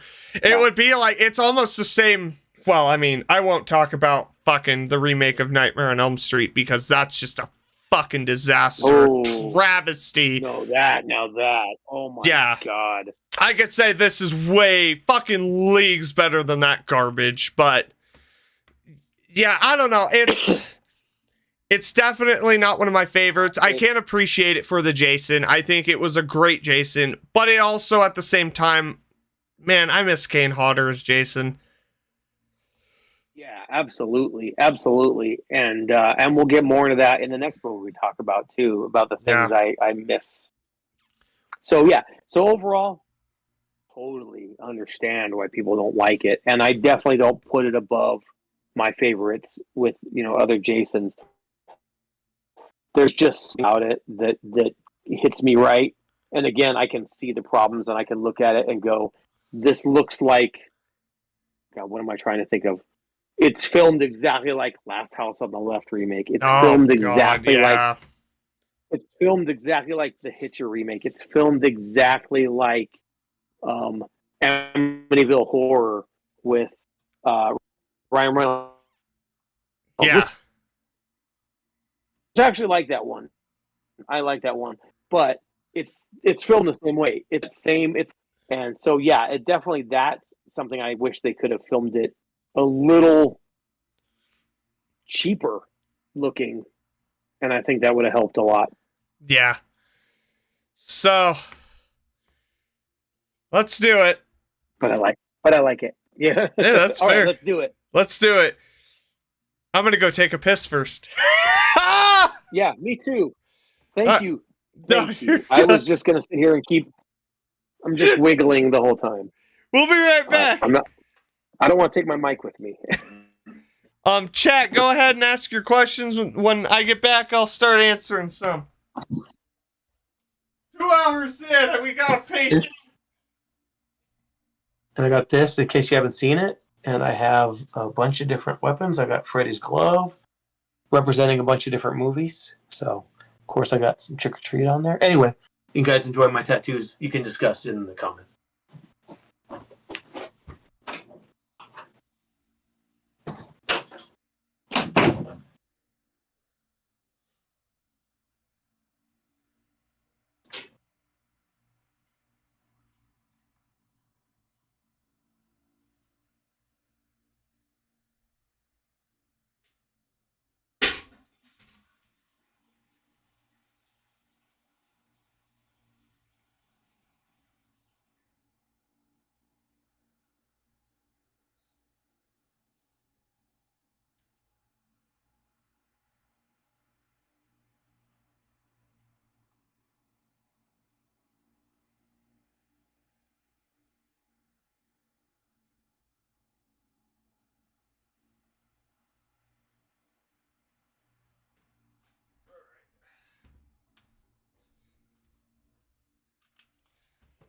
Ugh. All right. I am back. Wifey comes in and says, question, do you think Jason's an IPA man? Oh, he has to be. Spike's Transformer review says, who's the best Jason actor? Kane Hodder. Just is. Soul Rebel says, horror tattoos are really sexy. That's cool. Spike's Transformers review says, Ayo! So yeah, we're just, I'm gonna bring this back. Bada bing, bada boom bam. Jason kind of gives me Coors vibes. I don't know, man. I think Jason drinks, oh my god, what is that? The spicy pumpkin fucking beer that I always get. I can't remember what it's called. Damn it! I can't remember what it's called. Oh, that's gonna drive me insane. But it's like it's a habanero pumpkin IPA beer. Hey, Casey Jones, how's it going? Oh, sorry, wrong mask. Oh man. Is this the class Pain 101? That's what I was looking for. Pain 101. The instructor Casey Jones. Oh yeah. Dude, that thing's sick. Totally different. My friend Matt Button 3D printed it, and then I painted it and aged it up a little bit. It turned out pretty good, I think. Nice. Turned out, yeah. I'm gonna wear that one to 208 Toy Convention. So. Oh my god, I'm that's it. Is it Casey that in Jones. September or October? Yeah, I think it's in September. I should get a hold of But them. I'm gonna do that. Yeah, because there's gonna be some Poncho from Predator's gonna be there. They don't do panels though. Like the last time I went. No, they just let you come up and talk to them. Yeah. Because I talked to Eddie Reyes Jr. at the last one. But yeah, so I wanted to bust out my other hockey mask that's not a Jason mask because I was like, I just think it's cool, so I'm excited to be Casey Jones. I've got Turtles fans in the chat. I know that for sure. Spikes. Oh my god. I'm just gonna say Alex, and now it's you. What do you think of the fan film Vengeance? I haven't seen all of it yet. I gotta get to it. I like part 2 better. Yeah, I'm gonna have to watch 2 it. I liked better than Vengeance 1. And then Never Hike Alone though. Yeah. I love Never Hike Alone and Never Hike in the Snow. Yeah, those are great. I gotta get to Vengeance. I gotta get to part 2, Never Hike Alone, because we were watching it and it was like 11 o'clock at night and I was drunk and I'm like, I'm done, I'm going to bed. Yeah. Yeah, and then Vincent DeSanti that runs that. He has a YouTube where he talks about Friday 13th in general right now and lots of legal things about it and stuff. That's really cool to see. So, shout out to him. Okay. And then Alex says, I made a custom Jason Part 8 mask. Well, put a picture in the fucking Discord channel. Because as you can see on screen, this is all his custom. Like everything here. Kyle does good stuff. Yeah, I can't. I'm not watching that. I know. Yeah, we have everything. I don't have an 8 or a 6. I got a 5. We have a 3, a 4, a 5. This is so I sand and damage, and then my kiddo Atticus, they paint and age and everything them. So yeah, we got 3, 4, a 5, retro 80s. I have a metal one. It's not Jason X, but it's just a metal inspired by that. It's kind of rusty. Yeah. It's kind of inspired by the cover of Jason Goes to Hell, where one half of the mask is the chrome mask. And then we have just some fantasy ones, like the Jack-o'-lantern one, and I think that's about it right now. We had a crow one that's up in it's based on the crow. It's at Mike. It's in Mike Swan's tattoo area. He bought it from my kid, and It's white.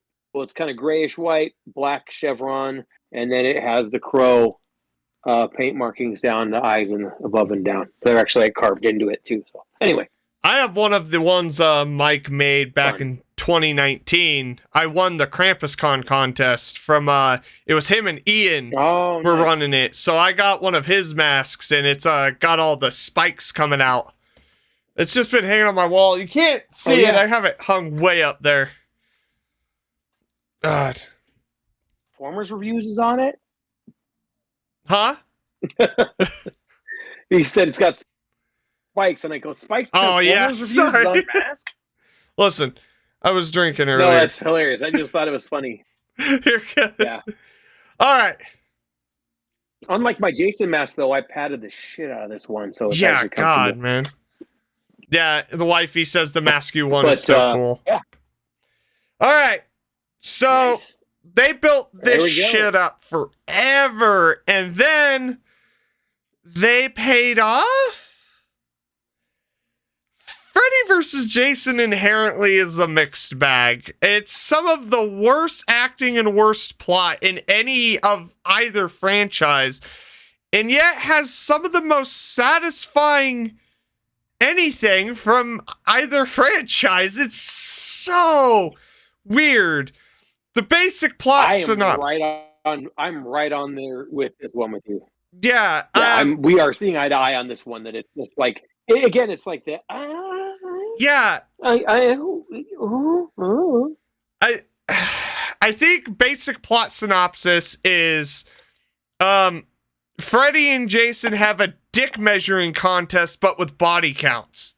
That's right. That's the whole fucking point of the movie. That's it. That's the movie. Yeah. Donnie Yu, I think, is the director. Yeah. Bad. Yeah. Yeah. I do like that when we were talking about 2009 versus the other ones. I like it looks a little cheaper, like not cheap like in sets and things, but the film has that older school look to it.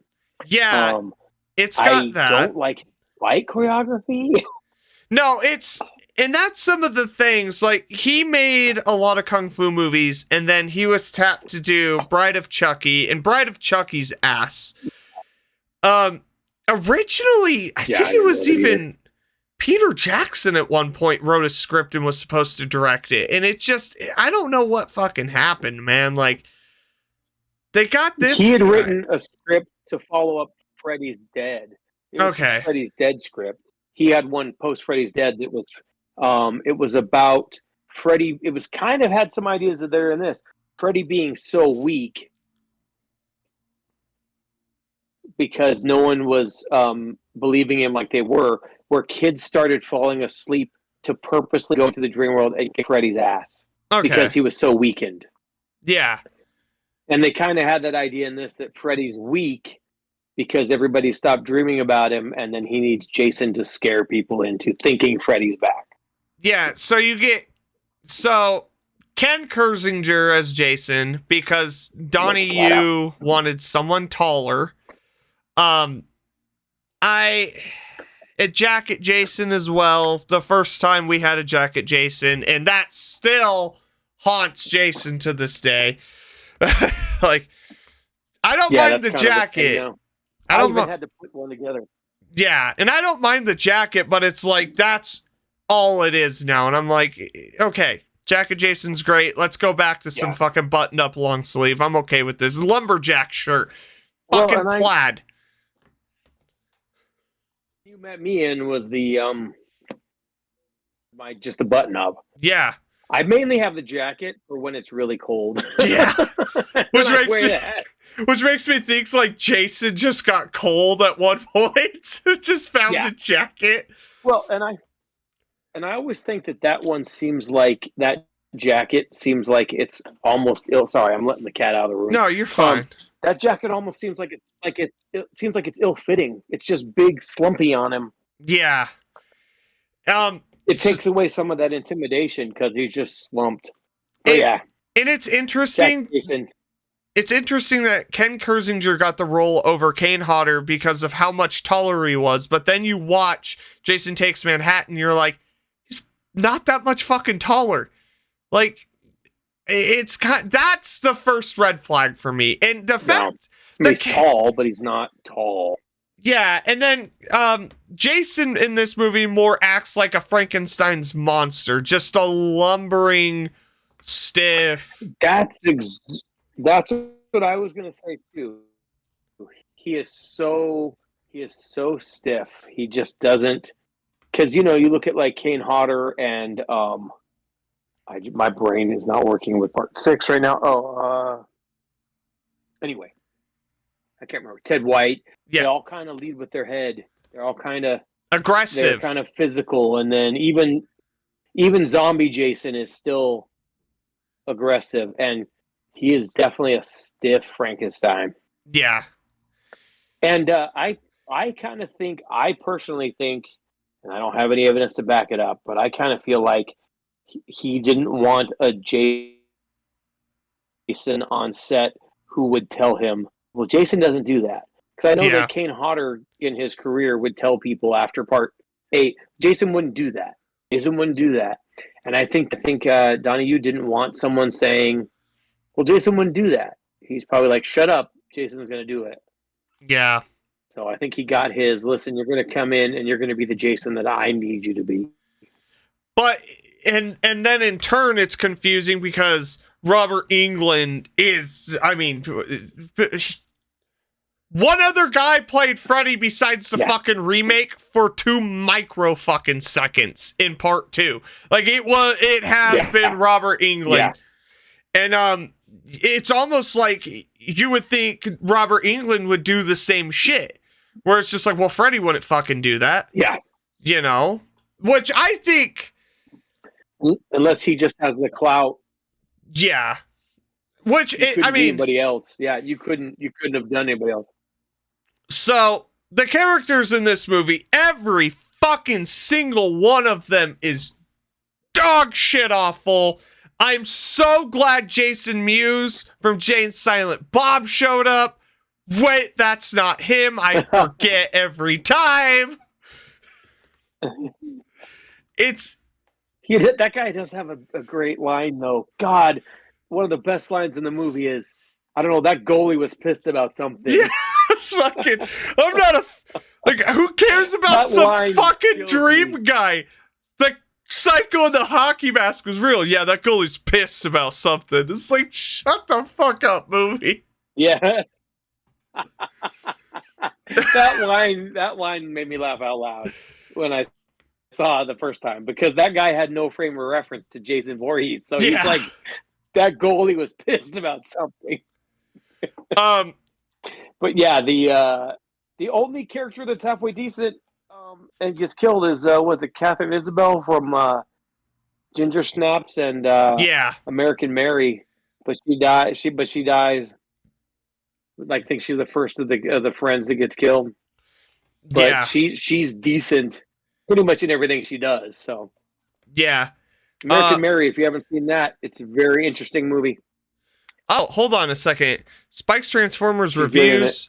How do I send the picture of the mask? This is my first time using Discord. Oh, here. Give me one quick second. So there's a server. Oh, I can't invite you to the server. So unfortunately, we won't be able to do it now. I'm sorry. I don't have server permissions on there anymore. But if you send it to him, if you send it to either one of us on Instagram, we can share it. So if you check the description here in the live stream, Boise.Voorhees. Yep, both of our links are there. The Discord link is there as well. Okay, so just check the description. Yeah, you out for sure. Forget what I do that stuff. But anyways,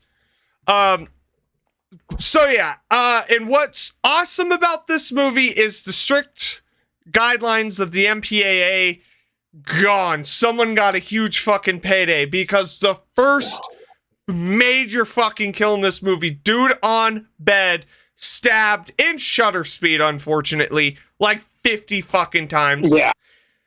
and then grabs the bed and fucking folds it part 6 his ass. Yeah.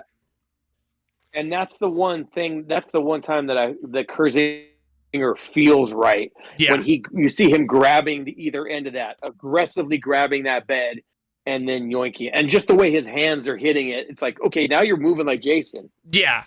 And it's just reverse fold again. Ooh. That's a brutal kill. And then it just this movie goes into this fucking soapbox of a fucking plot.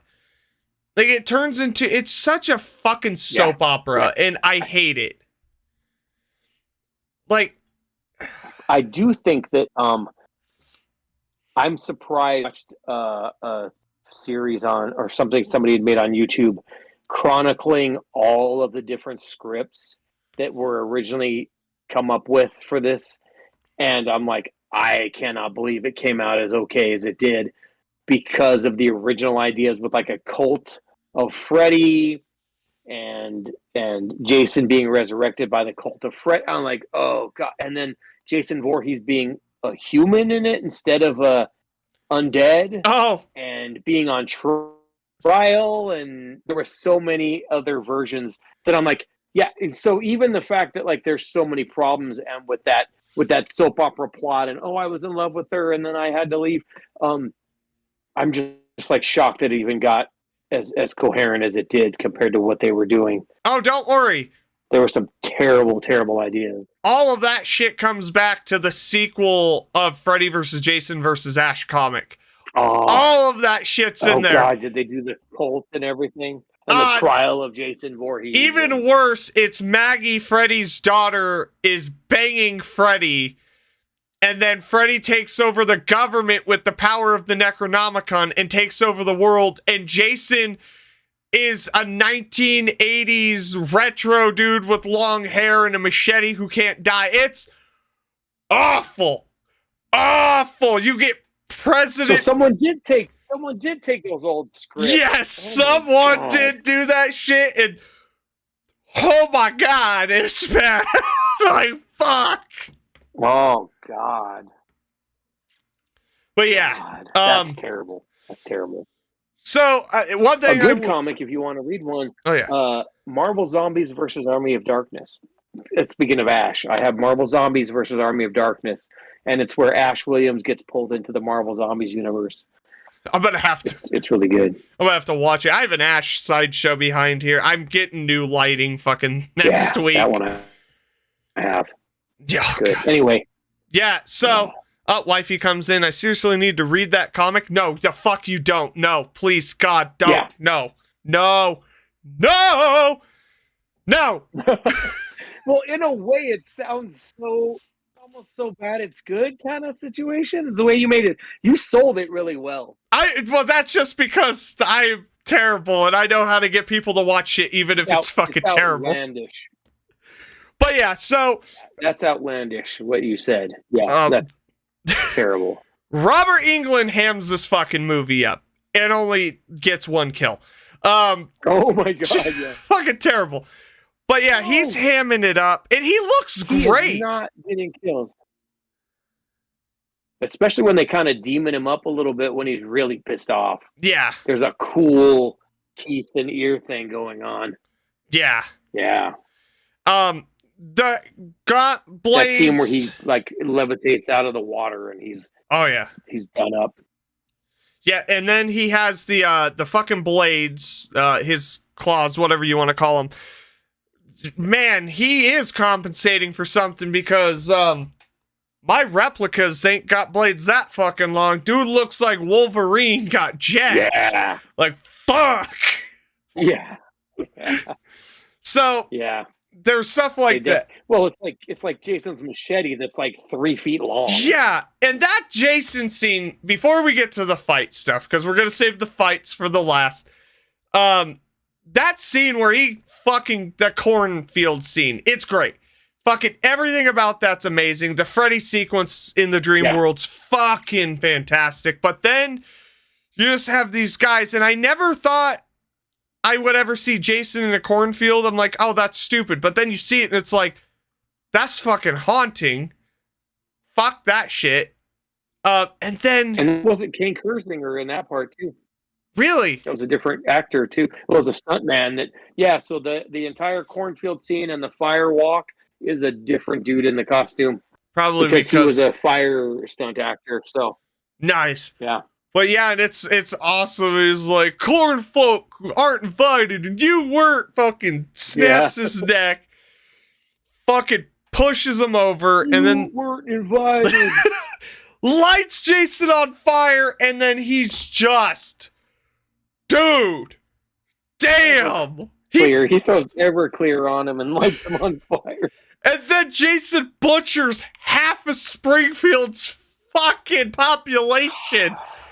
It's amazing. Like, truly fucking And incredible. then he gets put even to a keg, and that's how his fire gets put out, because he slices a keg open. And the squibs. Dude, the way he's cutting people is just him walking through. It's an impressive fucking scene. Yeah, it is just that walk coming through that corn. Yeah. Yeah.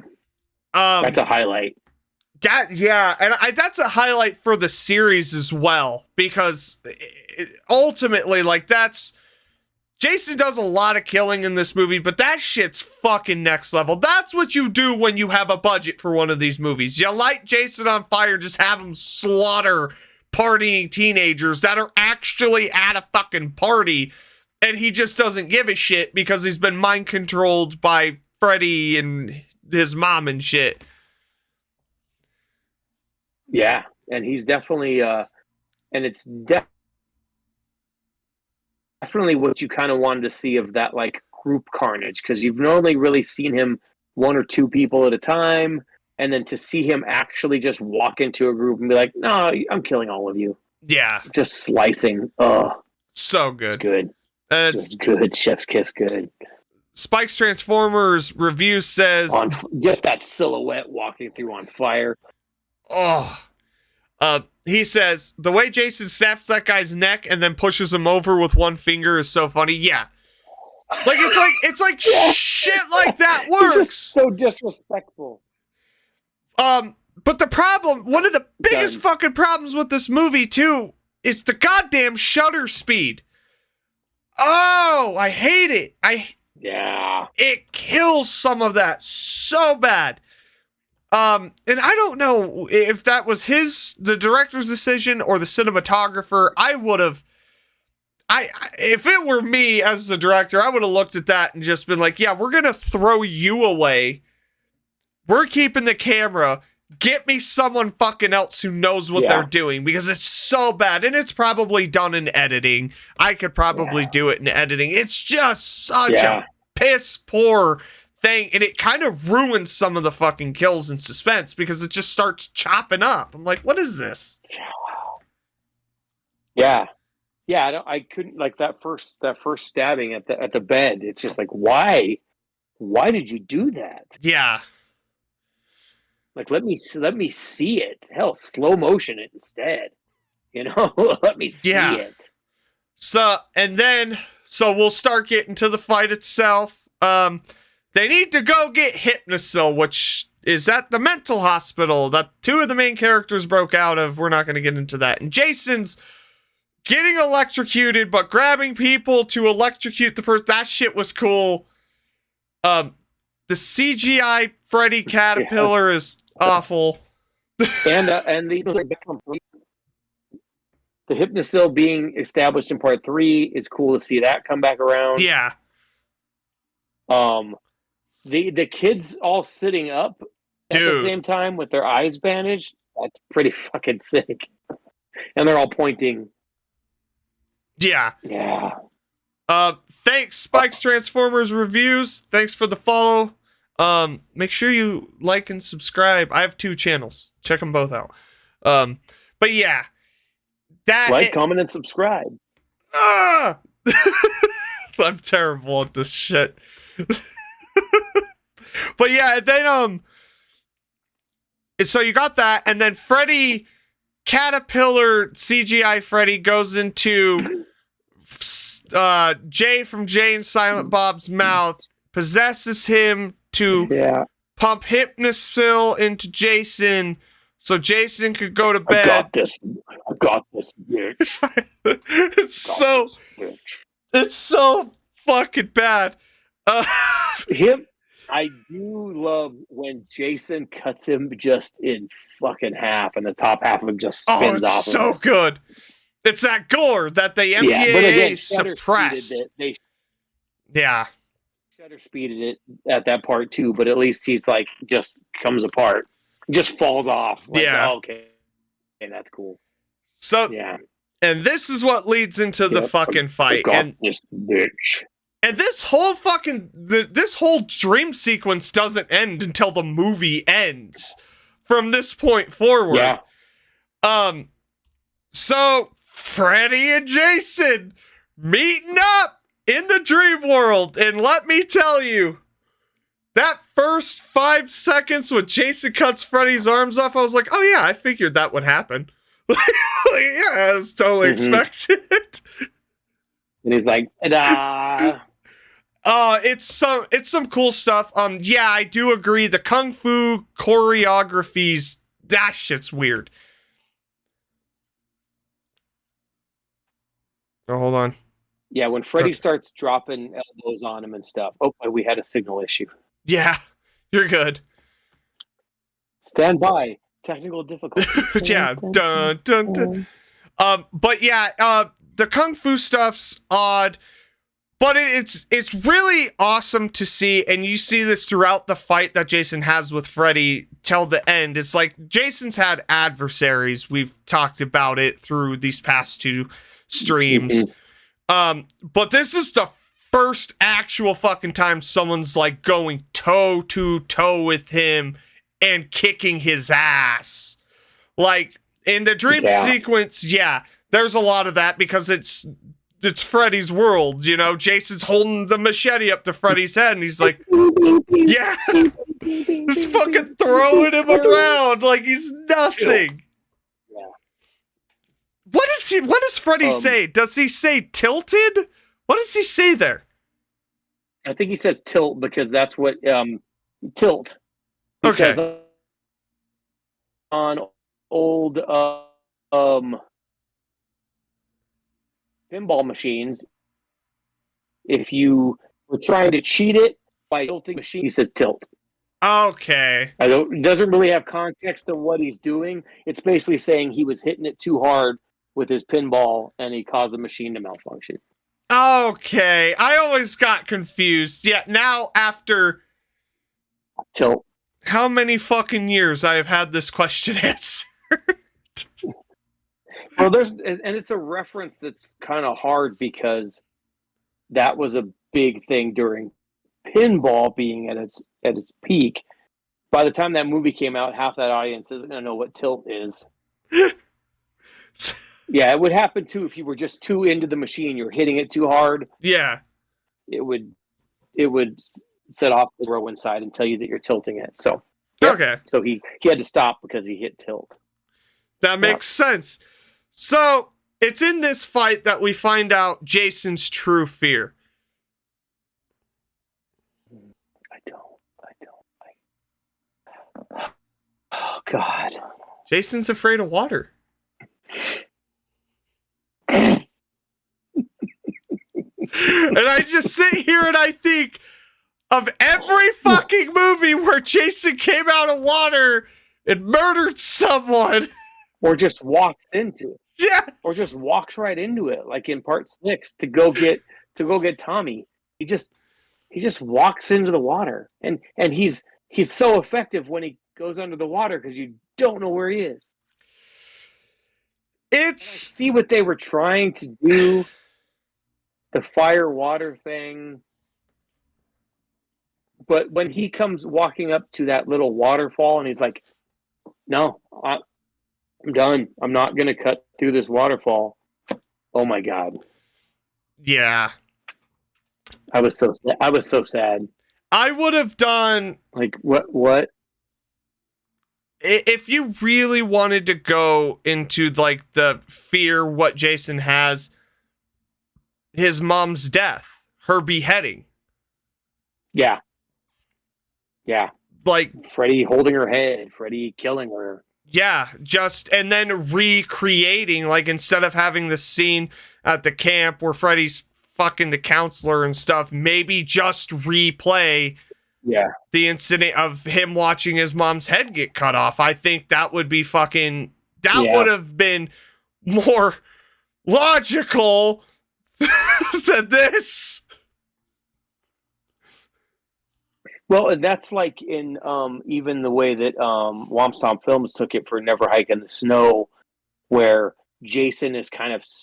I only saw Never Hike in the Snow, the short one, the really short one, where Jason goes back and takes the body back to the cabin. Yeah. And he keeps replaying the image of his mother, because to him, every day is the day he lost his mom. Yeah. And you could use that against him. Every single day in his brain is the day he lost his mom.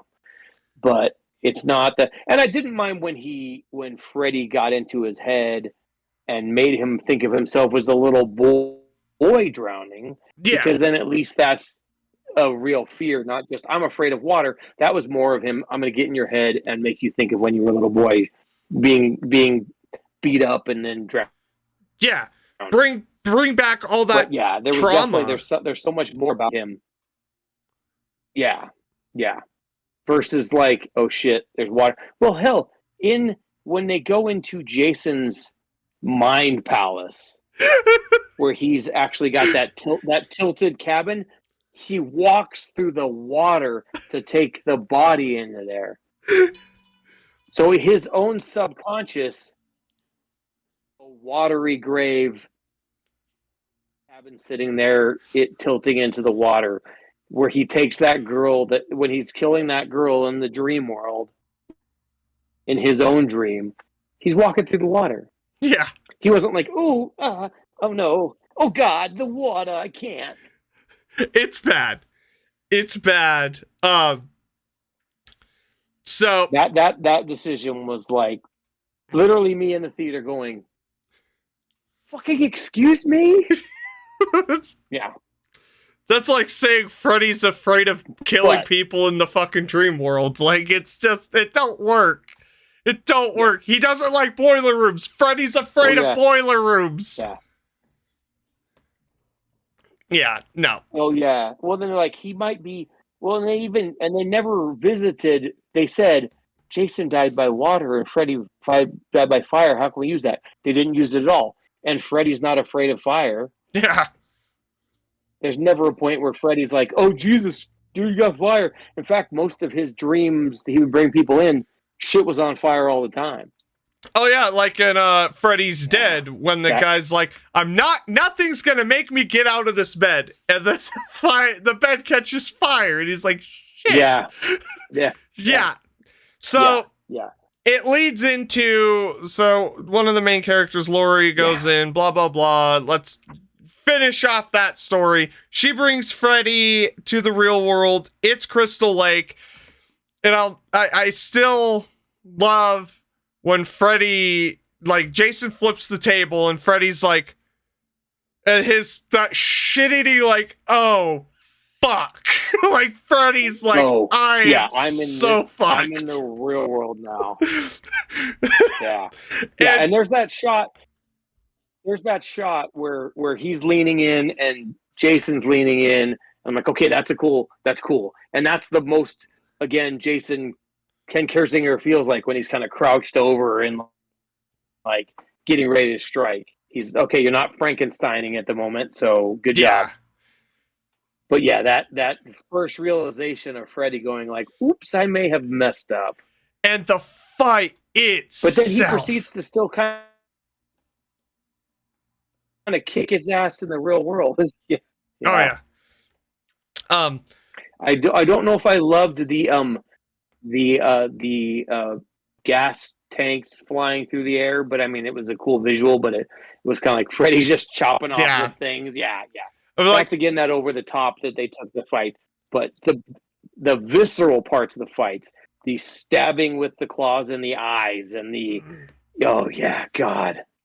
there's so much, and the fucking so good. every time they're fighting, that guitar riff, I'm like, fuck yes!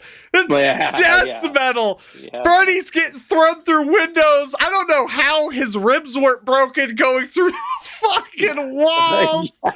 It's like, god damn, but yeah, Freddy kicking ass, Jason taking hits, big construction fight, and Freddy's an idiot. Like, I always sit there, I'm like, just stop. Now you're fucking hanging from a thing. Like, are you trying to win this fight? Jesus. Yeah. It's like, motherfucker. And that's what we're here for. Again, it's like when Freddy's dealing with the kids out there, and you're like, okay, Destiny's Child, you didn't need to talk shit to Freddy like that. Yeah. So, and it's funny, the original script, she was supposed to say Nancy's line, I take back all the power I gave you, you're nothing, but she was supposed to say it to Jason, and that's when Jason hits her with the machete. And she goes flying. The writer still to this day bitter how they replaced that line with what he says, or she says. It's like, oh Jesus, that's a bad line. I love the moment where Freddy looks at her and goes, look behind you. He's still taking some joy in seeing Jason work. Like, So dude, the gore. That fight on the pier. Yeah. And they're just ripping each other up, literally ripping each other apart. Yeah, it's Freddy's arm coming off and just so much blood. And he uses the claw, like at one point, because he cuts Jason's fingers off, he has the machete in the closet, and he's just going to fucking town. Arms getting ripped off, eyes. Well, right in his eyes. Yeah, god, dude. That's what makes me think, I'm like, how's Jason seeing after that? But Jason X saying how he regenerates. And the claws. Claw marks just streaming across the mask because he's just nailing him. Yeah. That's a good look. That's a good look of the mask with the freaking claw marks all over it. But then I start to... God, that's so... Yeah, and then... I start to think... Go ahead. Freddy's in the real world, and he's just like... lost all of his blood in his body. How is he still fucking going? Yeah. Yeah, you have to kind of, I guess, accept the idea that he's still supernatural, even in our world. Yeah. But because otherwise that fight would have been over. The first moment Jason picks him up, he could have ripped him in half, and then it would have been done. Yeah. Freddy versus Jason is over. But yeah, it's oops, he's ripped. It's great shit. The gore. It's a badass fight. Final moments of that fight where they use each other's weapons against each other. Yeah. Jason gets a machete in the chest, and Freddy gets his own claw, his whole arm stuck through him. God, I feel bad for Jason because, like, at the end, he has no fingers on that hand, and he's still holding Freddy's fucking head. Yeah, he's palming it like a basketball.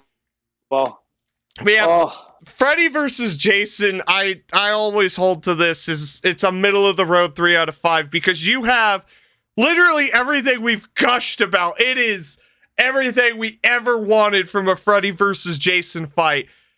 And then the rest of the movie. Which is bad. Yeah. It's definitely a movie. It's got enough highs to prop it up where when you watch it, you forget the low. Every time I watch it, I forget the lows until I'm in it again. Yeah. And then the ending happens and the fight happens, and then you kind of just sit back and enjoy the fight. Yeah. And you forget about the terrible line reads, and you forget about the hollow characters, and you forget about Frankenstein. And then you settle in. So it's a journey every time you watch it of like, oh, I forgot this part. Oh God. And then you're like, oh, okay. Oh, cool. We're fighting. Okay, cool. Jason's rising out of the water in a foggy lake and holding Freddy's head, and Freddy winks, and you're like, okay, now I forgive a lot of things. Yeah. I still personally like to think Freddy won because it's Freddy. Like, I love Freddy. So that's my reasoning. Yeah, and I was Jason won because he comes out of the water holding his head. But then the fact that looks like a dream world, then it's like, is it actually, did that even happen? Are they both in the dream world again? Yeah. Or have they been in their hell this whole time as well? Yeah. Yeah. And they give you enough of each fan of each character to go, no, Jason won. Oh no, Freddy had this plan the whole time.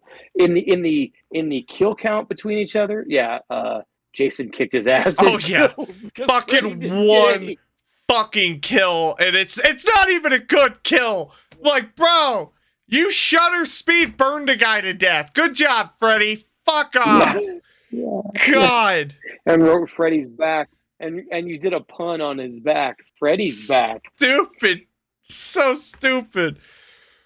But yeah. All right. But yeah, definitely. So it's a middle of the road movie. It is. Fun. Check it out. But listen, it's fucking 9:00. We did it. We did it. Took us 5 hours about in total. Not bad. Not bad. Come on. It's great. For 12 movies. Oh yeah, that's not bad at all. They never made a 13th, which was just like the 13th would just been, they should have ended it at 13. Just one more. Yeah, and we could sit here and now. Oh, go ahead. Yeah. And now we're getting the Crystal Lake series. They've actually started filming now. Oh, really? Okay. With they did start filming. They released a set photo of Linda Cardellini as Pamela, and she's in the apron, so she's clearly working at the camp, as the cook. And then we're getting some stupid short film from Jason Universe, which I don't even want to get into on this one. We could do a whole episode on this Jason Universe bullshit they're doing. Yeah, fuck it. No. To me, the Jason Universe idea it's just a disappointment because it's like, you want to launch a universe, yet you can't get a single fucking project off the ground. So you sit here and just, what do we do? Stupid pictures. Yeah. Yeah. And then, you know. And I just want to, and it's almost like you want to go get all those rights holders in the room and slap them in the face and go, do you see how much money 28 years later just made? Oh, fuck. See how much money? Do you see how much money Final Destination Bloodline just made? Get your shit together and get a movie out the door. And the Chucky series as well. Like Chucky's making a shit ton of money. Yeah. That Hellraiser movie, too. Yeah. I love that one. It was good. Fucking great. It was totally different, but you got me a Hellraiser movie. Yeah. They made Brain. Everybody loved seeing a Predator again. Get your shit together and give us a movie. But they just can't. And I am looking forward to the Crystal Lake series. I think there could be some interesting stuff there, dealing with Pamela's past. Yeah. That's the only thing I'm more excited about that than I am any of the Jason Universe stuff. Even though ultimately it's not going to be what we all want it to be. It's just going to be it's going to be like the Bates Motel series where it's more about the mother's journey. But yeah, after all these movies, to have that gap since 2009. Yeah. It's like there's entire generations who've been born and grown up that haven't had a movie in that time frame. It's disappointing. Yeah. Wild. So I'm gonna finish out these super chats, these chats real quick. I was thinking of Super Superman. chat. I was thinking of $25. Superman tomorrow. Yeah. Wifey comes in and says, "You must say He said, "Mr. Superman." biatch." Why do I say biatch? Freddie says bitch. This is biatch. I got this, bitch. I've got this, bitch. Bitch. Think you're so smart, huh, bitch? Fucking, Yeah. so many fucking bitches in that movie from Freddy. God damn. Yeah. God, Freddie's favorite word became bitch. Yeah. And then Spike's Transformers review says, "You're one of my top 2 fave YouTuber." Hey, I appreciate that. Thank you so much. I couldn't do it alone because he's awesome. Kyle joined me tonight, and listen, we're gonna end it because we both got work tomorrow, and then I gotta see Superman, and then go to the G show on Friday. It's in that Discord link to the Discord. We'll post the live stream up there if you want to watch. I'll be giving my review of Superman. Fuck, I hope I like it. I really hope I like that movie. I'm gonna be pissed if I don't. I'm hearing good. I'm hearing good things. I'm hearing that it's unapologetically comic booky, which I think is going to be a toss-up for a lot of people. For me, that works because I fucking love the comics. I really do love Superman comics. Yeah. Batman's always my guy, but I have like 6 Marvel comics, and I think all in all, fucking over 100 DC comics at this point. So my whole shelf back there, you can't really see them, but that's behind the Monster High. I see the Marvel. Marvel trade paperbacks, like all the way across and down below. Nice. So yeah, I'm a Marvel guy, but even I am like, this just looks like it's gonna be Superman, you know? And that's what we've needed. Hopefully it's Superman. Yeah. But again, I don't even hate the Man of Steel movie. No. It's just, but it's like dark. Yeah, it's trying to be dark Superman. I don't hate it at all. Yeah. But it'll be nice. I haven't hated any of them, even the Incredible Lifting Man with Brandon Routh. Oh God, he was just the Incredible. The Incredible Lifting Man. Incredible Lifting Man. It's still fun. Spies on Lois Lane from a distance like a fucking creeper. This is so weird. Yeah. Incredible Creeper. Incredible Lifting Creeper. Yeah. Superman. I think you'll have to let me know what you think, because I'm not going to go see it in the theater, right away or anything. But it's definitely something on my. I mean, I'm the guy who was like super thrilled that Thunderbolts turned out so good. So yeah, no, I'll let you know. But ladies and gentlemen, that's where we're going to call it for tonight. Kyle, Boise.Voorhees, link to his Instagram in the description. Thank you for joining me today. Yeah, absolutely. And everybody who's watching, remember, we love this whole series, even when we shit on things. Oh yeah. It's still worth watching, except for part 9. Don't watch that one. Look, but it's everything we say is out of love, because I think we just have grown up with these movies to the point that, like, it's a comfort thing now. I can put one on and just chill. Yeah. So yeah, it's watch them all, and then make your own decisions on them, because it's worth checking them all out. And it's not like the Halloween series where there's only 2 good movies out of the fucking 13, 14 of those fucking movies. There's 4 different timelines existing. Fucking terrible. Yeah, we have to talk about those. That's fun. Oh, we will. Fun too. All right, Spike's Transformers reviews. We'll check out that picture. We gotta end it.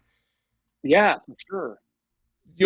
Thanks again for having me on. This has been a blast. Oh yeah, we'll do it again. So much fun. All right, absolutely. We got to spend another 6 or so hours on some more movies. All right, audience, go I away. request the Evil Dead series. Good night, everybody.